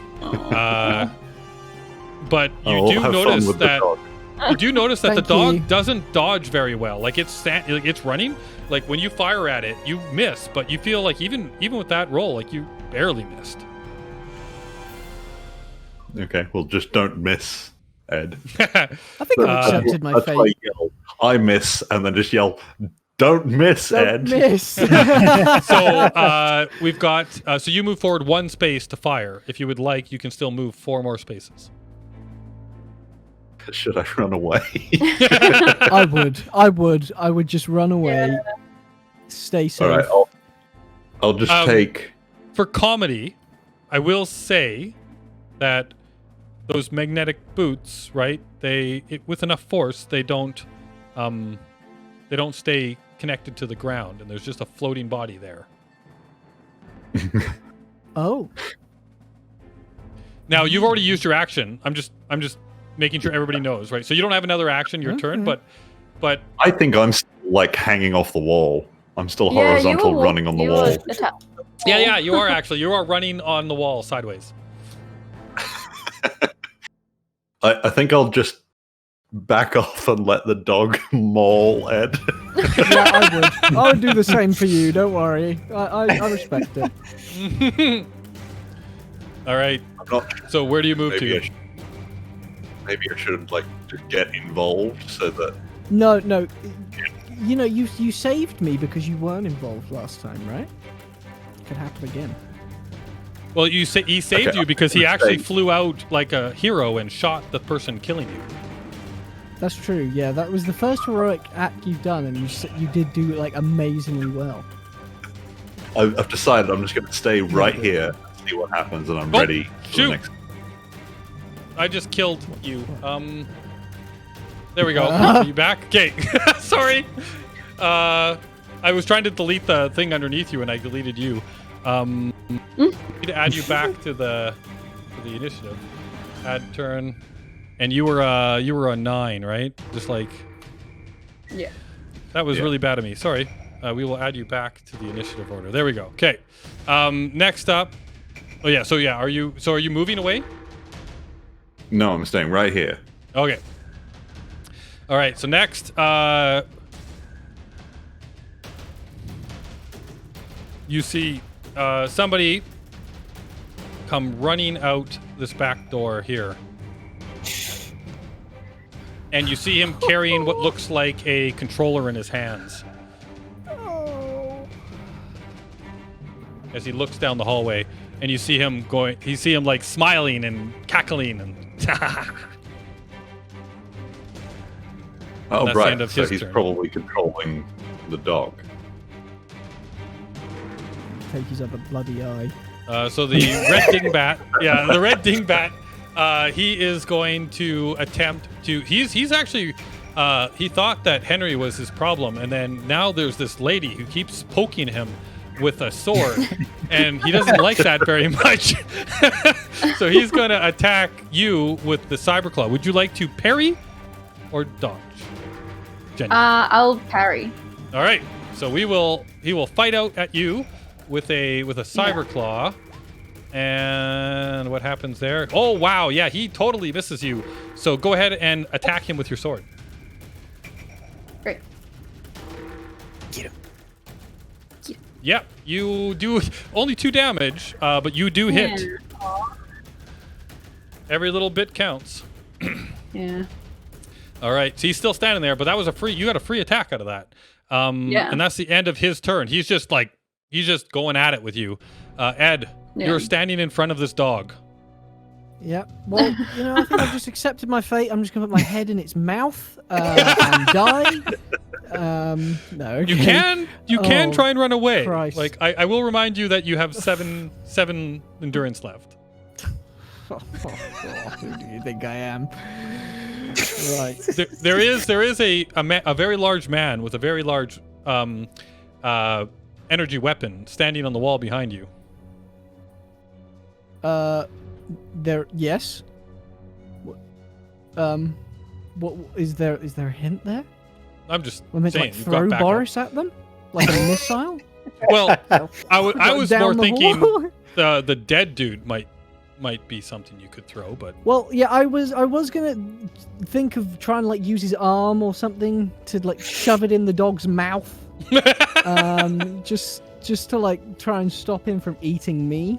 But that's but I don't know if I can do that. Can I do that? you can try and grab that body and then Yeah. use Use it that to shield. entangle him, basically put it in push him into his square and then entangle him with the body to say maybe give you a chance to get away. Right, like Okay, he might yeah, it might had the cost him most- a turn to try and deal with this body in his vicinity. Okay. Now my initial plan was to kind of. Okay, bear with me. It doesn't work, but bear with me. This was the idea that was running through my head, right? Tie his hands and his feet together around the dog's chest, then turn his gravity boots on and send him up to the ceiling. But I know that won't work. So so what I'm going to attempt to do is just entangle him. Okay. So just roll me an athletics check then to see if you can grab this guy and entangle him into the dog's vicinity. Athletics. Is that under combat? Personal It's combat, under is your that? espionage, I think. Ah, okay. Oh yeah. Athletics. There you go. Not too bad with a 9. Okay. Yeah, so you managed to Yeah, okay. you see the dog just runs out in front of you.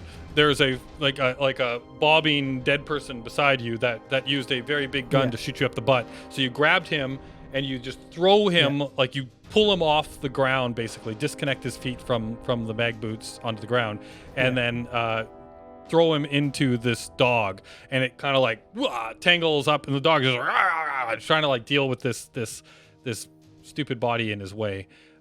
You feel at this moment that if you tried to back away from it, there would be no way for it to bite at you while it's dealing with this person. You keep allowing me to get away when I just Or want move to around kill him. Like when I say back away, you can also go forward. And charge the blue guy. Just charge the other guy. What could Wait, go how wrong? many squares is that? 1, 2, 4, 6, 8, 10. No, I couldn't stab him. I couldn't take his other eye. Well, So you've it's not used worth your it to action. me yet. You've used your action to entangle the dog, right? So Oh. you have got you've got 5 spaces of movement at this point, and then you're done. So Okay. you decide so what you 1, want to do. 2, 3, 4. Can I attempt to go in this where Cum Muffin came out of? Yeah, you sure can. You can't go through the dog's space because it's like all messed up, but you can move around him. 1, 2, 3, 4. Yeah. So even if I go like 1, 2, 3, 4. Yeah. So now can I just go in? Yep. I need to Remember, move yellow's sorry, in let me there. move the wall. Oh away. God! What have I done? I'm doing it. I'm There committed. is someone else in there. We know for sure. Oh, Yeah. it Well, looks that's the like woman I my- want to open up. Oh, right. You're still after her. Okay. I still want her dead. Just you've just thrown a dead body at the dog just to get past it. Yeah. So that door was open. So you run around the corner. It's cost you what? 2 spaces to get there. So you've still got Yeah. 3 spaces. Okay. You see her I'm gonna standing pop there in. front of the door. Oh, do I? Or sorry, just 1 space Oh, in, yeah. kind of like at the table. Oh yeah. Oh shit. She's right there. Right. Hello, madam. She's got a laser pistol in her hand, and she's watching you as you come Great. running in the door. How many spaces do I have left? 2. 2. As can you I come have in here, co- you do is this- notice what Yeah. looks like a strange metal contraption that looks kind of like a kennel with a bunch of wires and Okay. everything pouring out of it. Right. Okay. Is that this thing? Yep. Boom. I'm going on it. So you run up into the kennel. All right. Yeah. Can I hide in the kennel away from her? What until somebody well- comes and helps? So the entrance to the kennel is that front bit there, straight ahead of you. So right now you're on okay, on top of it. I'm just standing there like, growling at her. All right. So I will at this point I will ask. I think we're at time here. So if we would like to finish the battle, we can finish the battle, or we can wait until next week to continue. I don't know how many more people there are around here. I don't mind either way. Like at this point, you feel like this is probably the climax. Yeah. Okay, so are we gonna try and finish this, or? Yeah, I think so. Good. Finish the battle. Everybody's good with that. All right. So go ahead and so that was Ed. You come running in, jump on top. Next we've got Henry. You are on the other side of Dudeham here. He's looking real hurt. The question is, do I leave to try to deal with the mess that is down south? Because I think Jenna might have this in hand. Or do I try to squish this guy's head so then Jenya can go deal with whatever's happening down south?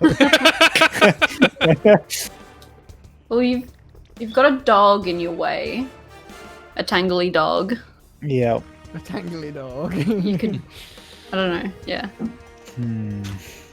I've probably got it with this guy. Okay. Yeah. Okay. So I think that's what Henry's gonna do. He's gonna basically just be like, "You got this," and then he's gonna run Yeah. Yeah, you got this. All right. to, and then. Do I want to punch the dog, or do I want to laser the man? Is that dog still occupied? He looks like he's kind of like getting like he's occupied at the moment. You feel for this round, Okay. until he moves again. But that like the dog right now and all that stuff is like trying to see the dude in the far end, right? Like you're definitely obstructed. And you need to move to the other side of the corridor to try and get to I have that guy. 10 meters, right? Yeah, you can move 10 meters, or if you run, you can move 20 meters. So there to there, 6. Yeah, and diagonals are 7, just 5, 8. so or just 2. That's fine. 7, 8, and Yep. then 10. Yep, that's one move action Yeah. to get you there. So now you can look I'm in gonna and you do see that. Yeah, you see what did I call her? The Bozo. You see Bozo in there. You see Screwball down below, and you see Muffin right in front of you. That's the odd job on top of the cage. Actually, you don't see that, right? See the it. wall's in the way. You can't see that. Yeah. So I'm just gonna assume You Ed can has hear that me under screaming control. though. Try and keep her away. Make her think I'm insane. You're gonna fire at Screwball, I'm or are you thinking gonna about attack the dog? Actually, you know what? I'm gonna take a shot at Bozo. Try to put Bozo down. All right. So you shoot a laser pistol at Bozo? Yep. All right. Where is the laser? There it is. Okay. So you are definitely at short range with the laser pistol. So you have a difficulty of 4. So she is obviously dodging because it's at range. So she will attempt to dodge the shot. What is your attack? 5 total. 5 total. So you close. sadly as you fire into there. She dodges out of the way of your shot. Okay. Yep. So that's the end of your turn. Now it's the yellow Bozo's turn. She thought that she had easy pickings here, but all of a sudden this cyborg man is shooting weapons at her from outside the door. So she's going to run behind these crates for cover, and she's going to shoot back at this cyborg dude with a laser pistol. She gets a 6 to hit you. Cover? What's that? Use my arm as cover. Yeah. Well, so she misses you because with that range, she's at medium. I believe she's at medium range at that. So it's a 2, 4, 6, 8, 10. Yeah, she's at medium range. So she misses you with her laser pistol. So she runs behind the cover and takes a shot at you, making it harder for you to hit her in the future as well, but also making it harder for her to hit you at the distance that you're at. And that's the end of her turn. Looks like somebody outside the front door, Ed, just managed to distract this lady long enough for you to do something in your next turn. Yes. Next up in the face. Next up, we've got Muffin. Muffin is removed, like basically uses his entire move action to get out of. So he can't move this turn, but he's now kind of like shuck that body free. Sees a cyborg right beside him, and then lashes out at him with a cyber bite. Gets a 9 to hit you. What is your? Oh wait, sorry, I shouldn't have said that. Do you want to dodge or parry? I'm probably gonna try to parry. My parry is only 2. 2? Okay. So you're gonna parry or dodge? Parry. Parry. Okay. So 9 is the total, and that's his 8. So he actually does hit you with the 2. So that is 10 damage. That's 10 endurance damage for you. Okay. With the bite. It's okay. I am very durable. Yeah. All right. So that is Muffin's turn. He is free of the body and took a bite at Kincaid. We've got dead dude. Like remove dead dude from here. You guys can see like some of his organs have been replaced with some cybernetics, so he doesn't really seem to mind having some of his skin ripped off. I skipped Jenya by accident. Jenya, it is your turn. All right. I guess I'm just gonna stab this guy again. All right, he is going to parry. Go for it.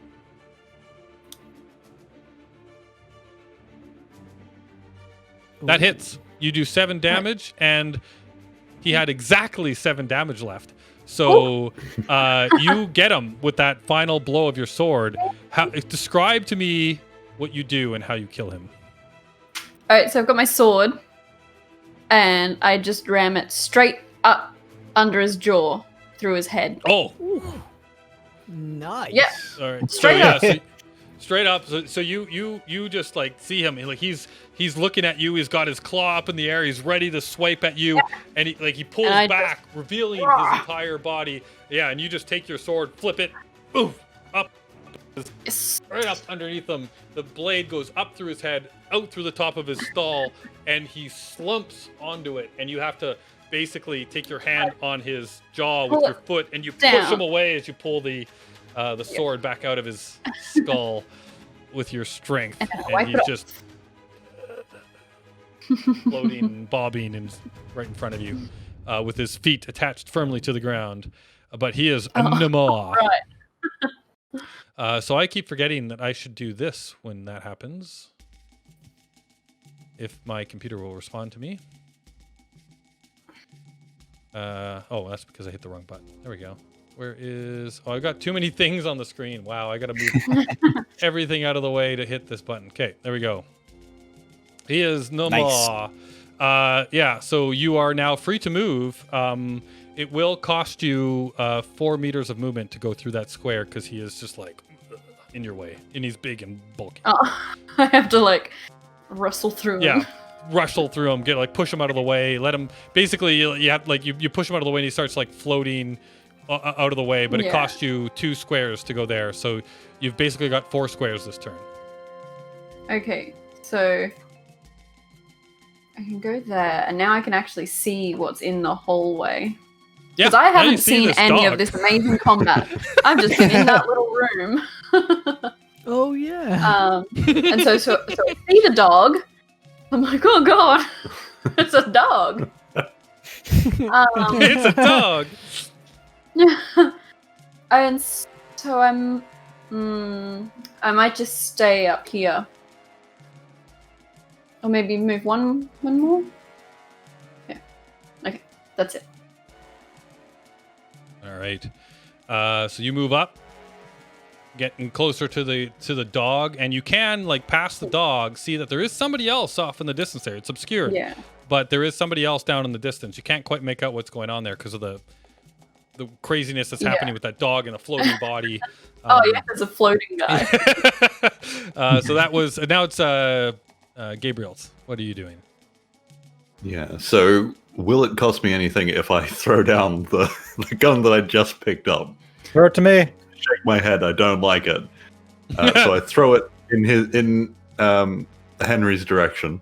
Yeah. Sure, you can push it off in Henry's direction. And pick up the pistols that I just left them floating in the air next to me. Yeah. Well, yeah. So I Again, just I'm feeling grabbed like them. you're totally that person that I just forgot the name of again. That movie, John Wick. but John Wick. Thank you. Like, man, oh man, are you like totally like? Because basically, you ran up, you flew across, you fired at this guy. You're like walking on the wall. You just put your guns out in front of you. You let them go. They're just floating there. You pick up a laser gun. You fire it. Then you push the laser gun forward, and then you just grab those out of the air again. And now you're like, All this of is this beautiful. in a spacesuit. Yeah, all in a spacesuit. Yeah, Spacesuit. big clunky spacesuit. Yeah, but I'm not breathing in all this blood. That's true. That is true. Everybody else is like, your eyes are all speckled with red blood all over you. Yeah. Yeah, and they've got a few years off their lives, all the diseases they're inhaling. From breathing in blood. Yeah. So in 30 years from the end of this adventure, I will be in a better position. All right, what do you do? You've got your 2 pistols in your hand again. Yeah. Is there any, like, does the dog get any cover from the inflatable man? No, not at this point. He just like got him off. He's floating away.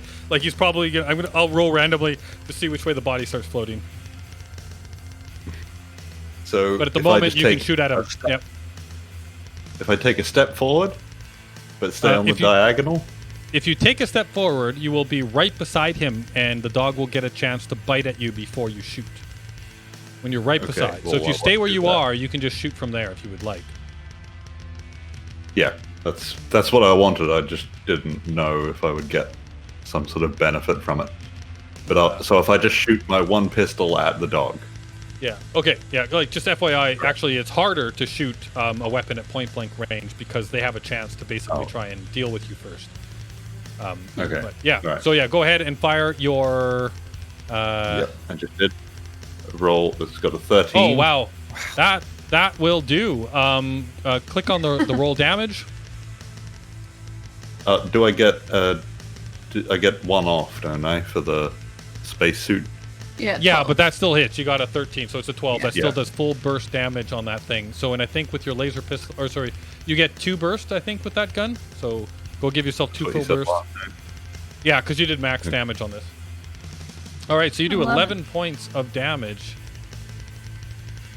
against this doggy.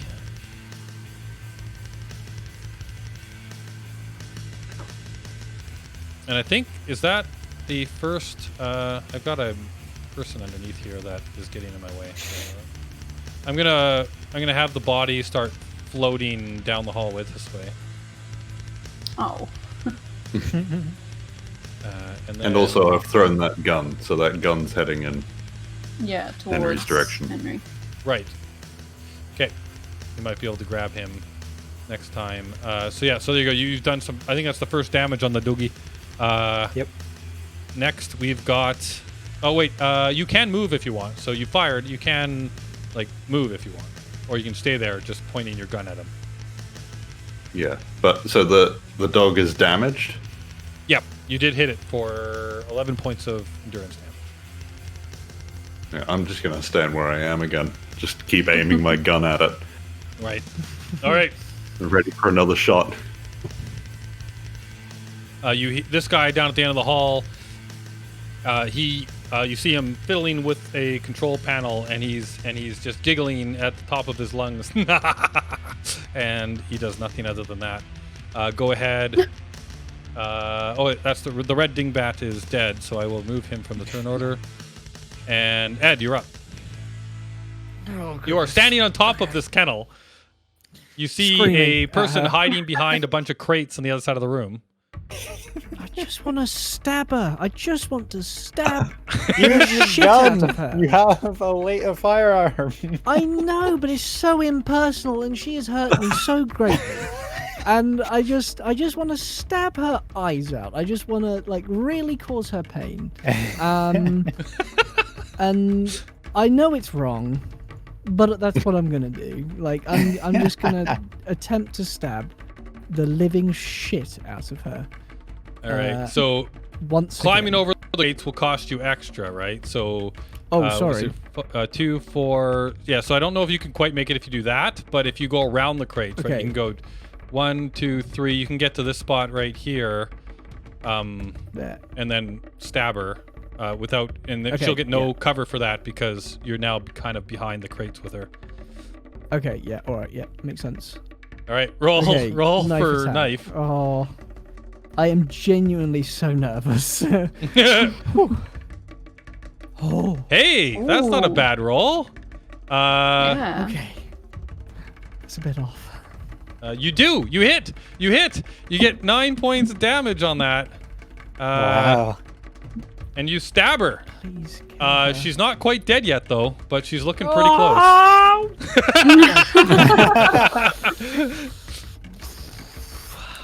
So yeah, you still have, if you would like, I think you only moved what? So 1, 2, 3. You have two more spaces of movement if you would like to move.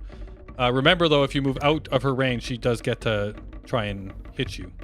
Oh yeah. No, I'm just gonna stick it. I'm just gonna stay here. All right, Henry, what do you do? Okay. So Ed's got that in hand.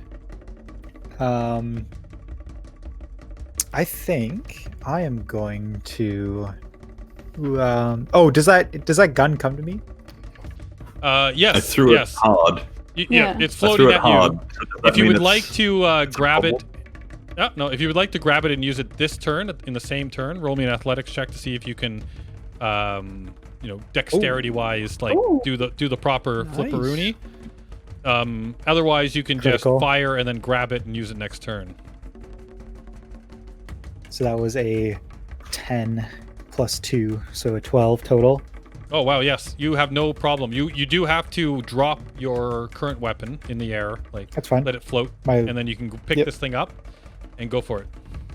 Cool. So what I'm going to do is I'm going to stay where I am, but I'm going to take a shot at the blue guy with it. Oh boy. Oh boy. So I will take the attack from the dog. Actually, in this game, you only take an attack when you move away from them. He will not attack you when you fire the weapon. Oh, cool. Yep. You're thinking Pathfinder. Yeah. So he is 8 away from you. You are using an assault beam laser. That is short distance for that weapon. Go ahead and roll something. 4 damage. This is using your energy weapon score. Okay.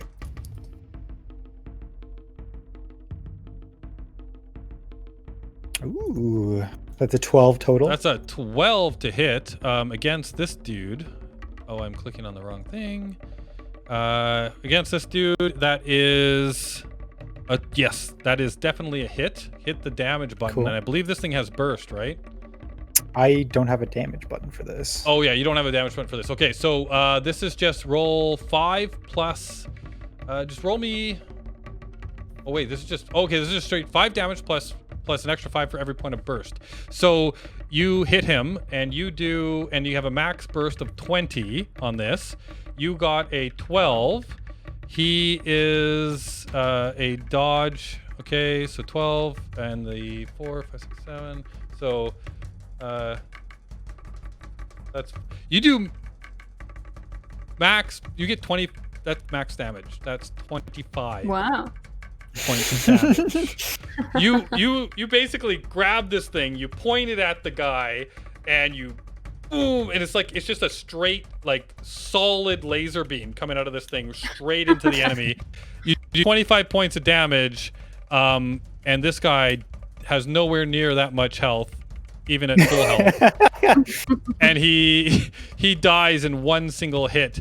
You see him like slump over, and the control thing that he's holding in his hands floats out of his hands, kind of like towards you, but slowly.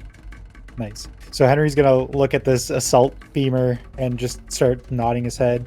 He might kiss the side of it a little bit. Yeah, he likes that weapon. All right. So that was So I think you still have your movement if you want it. I think I'm gonna stay here for now. Yeah, I don't mind where I am. All right.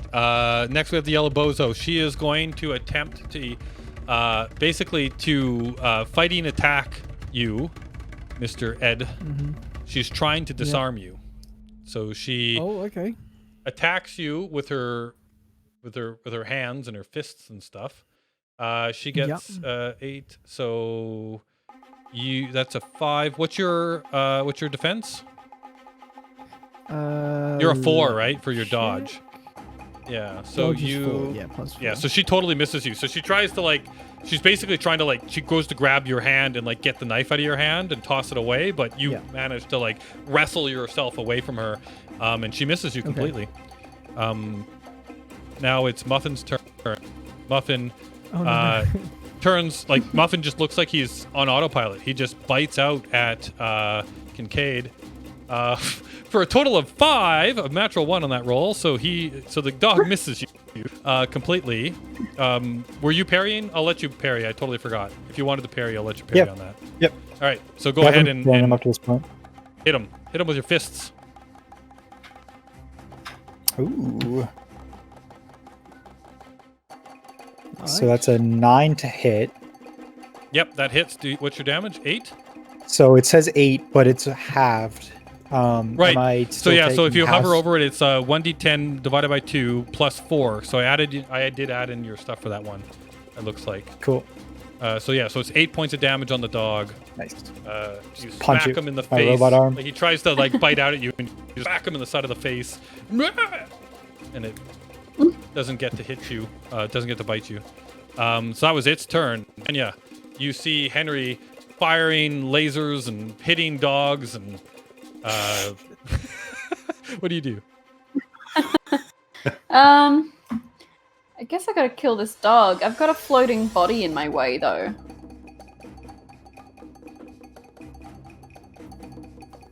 You can move around it.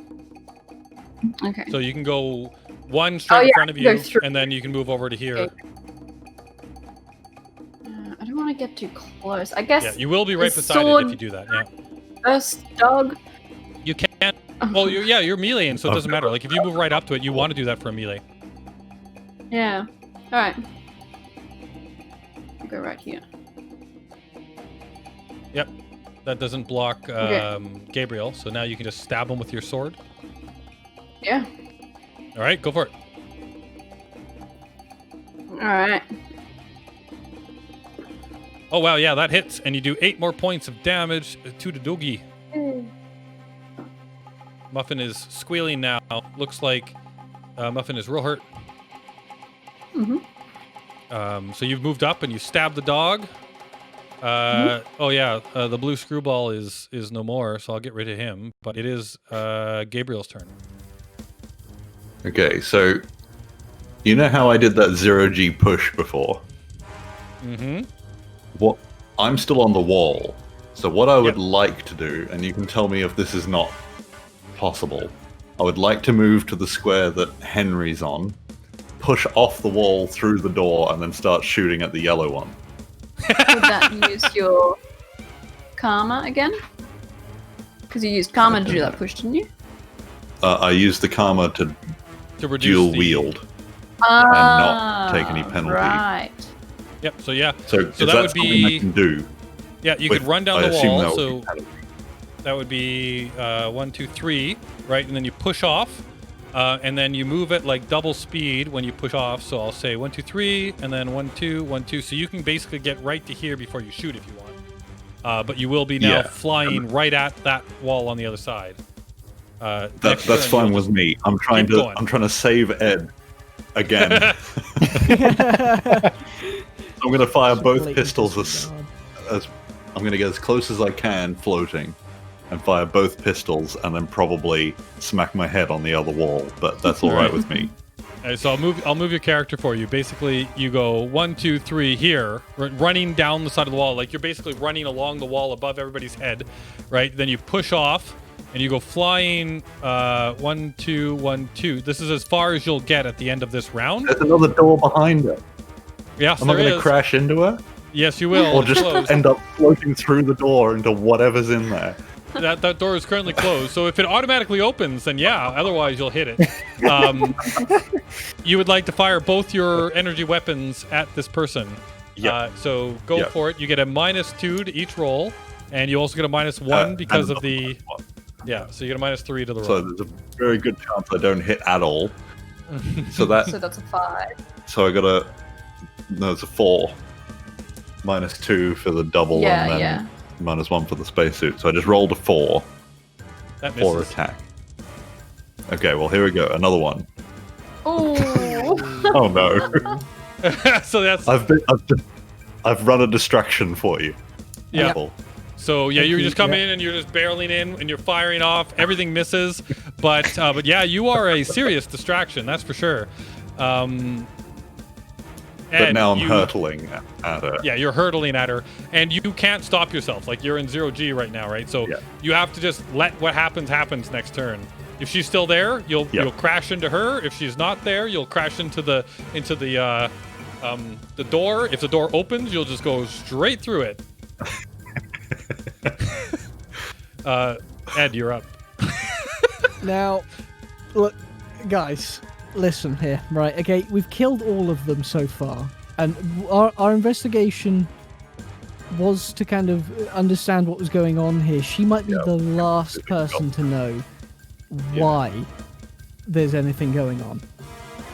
I would love to see her eyeballs on the floor right now, but I feel like I should attempt to apprehend her. We can always interrogate the dog. Yeah, we can certainly try. And obviously, we don't know if there's anybody else, and I'm worried that we'll lose something if we just kill her. They've got all personal comm devices. The ship probably has logs. You've convinced me. Let's kill her. Right. Okay. I'm gonna stab her. I'm gonna stab her again. I'm going to stab her. Stab her right in her fucking face. Big stabbing. Okay, oh, come on. I'm sorry. The flashing was bothering me, and I was trying to fix it, but now I've done something. Okay, so you're going to stab her. I can describe for as long as you want how much I could kill her. Okay, go ahead and roll. I know, like, you're using your knife, right? So go ahead and roll for your knife. Yep. Oh, I'm so nervous every time. Yeah, you hit, and you do 10 damage, and you end her existence. How do you do it? You can describe to me exactly how you do this. Okay. Right. Yeah. Okay. So what I'm gonna do, I'm gonna point my gun at her, right? And I'm gonna walk up to her, telling her, all of her friends have died just because they didn't give up. Okay. I'm gonna put the gun to the side of her head, and I'm gonna shout, "Bang!" Yeah, and then she's gonna flinch. And I'm like, oh, I'm not gonna kill you. No, I think I will. And then I'm gonna stab her in the stomach and open her up. As I watch the life drain from her eyes as her guts spew out into space. And I just cackle a little bit as I kick her away. All right. At this point, the only thing left is the dog. So I'm assuming you guys are planning to just kill it, right? Or would you like to do something else? Interrogate it. Interrogate it. Yeah, let's do it. Actually, Torture the dog. Mr. Kincaid, roll me a cyber check. Ooh. It's something I am good at. Because the remote is just floating around. That I assume is for the dog. 11. Yeah, you Yeah. are fairly confident that the device that guy was playing with is the control for the dog. If you would like, you can run for that, and with your abilities, you will be able to basically take control of the dog. Sure. All right. So you run up, you grab that thing, you basically deactivate him. You realize that he was pretty close to death. He only had about 13 endurance left, which for you guys is actually quite, I don't know. Some of you are around 30 or so, 35, but yeah, this dog had a total of 40 and he was down to 13. But you now have control of this dog. It is hurt. It is hurt quite a bit, but it's no longer attacking you. And if you would like, you could maybe try and heal it up and then have him on your team. Yeah. Because you have control of the controller. Repair it? What skill would we do to repair it? Well, so he is a cybernetic entity, so it's going to be like basically cybernetics to repair a lot of its components, but then also it would be medicine for healing the biological pieces as well, right?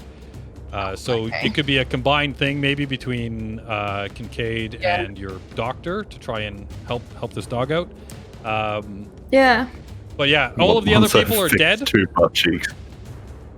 I was gonna say so you've basically taken care of the people attacking you at this point. You have control of the dog, and you basically now have a ship to explore and figure out what the hell's going on, and we will pick up from there next time. Yeah. So I hope everybody enjoyed. I am extremely sorry about the constant flickering of all of the different faces and the map and everything. I don't know if there's anything we can do about that except for maybe trying a different tool. So we might play with that over the week and see if that's something that we can resolve, because I realize that is probably really annoying to watch, and we probably lost a bunch of people because of it. So I do realize it's an issue because I can still see it right now. Everybody's just flashing, yeah, flashing. It's flickering around. So I apologize for that. But other than that, I hope that this, maybe if you podcast this type stuff, then you're fine. But otherwise, this was probably really annoying. So yeah, everybody, final words before we log off. I'm glad that I hope Bozo's a dead bitch. What I'm hoping is that I go barreling through that door and there's just like a dinner party in the next room. And then some guy you land on a silver platter. Yeah. Just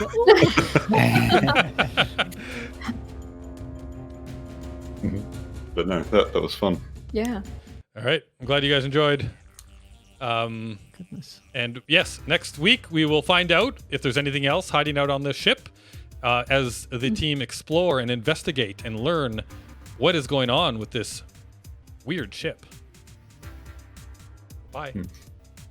Bye. Bye. Bye.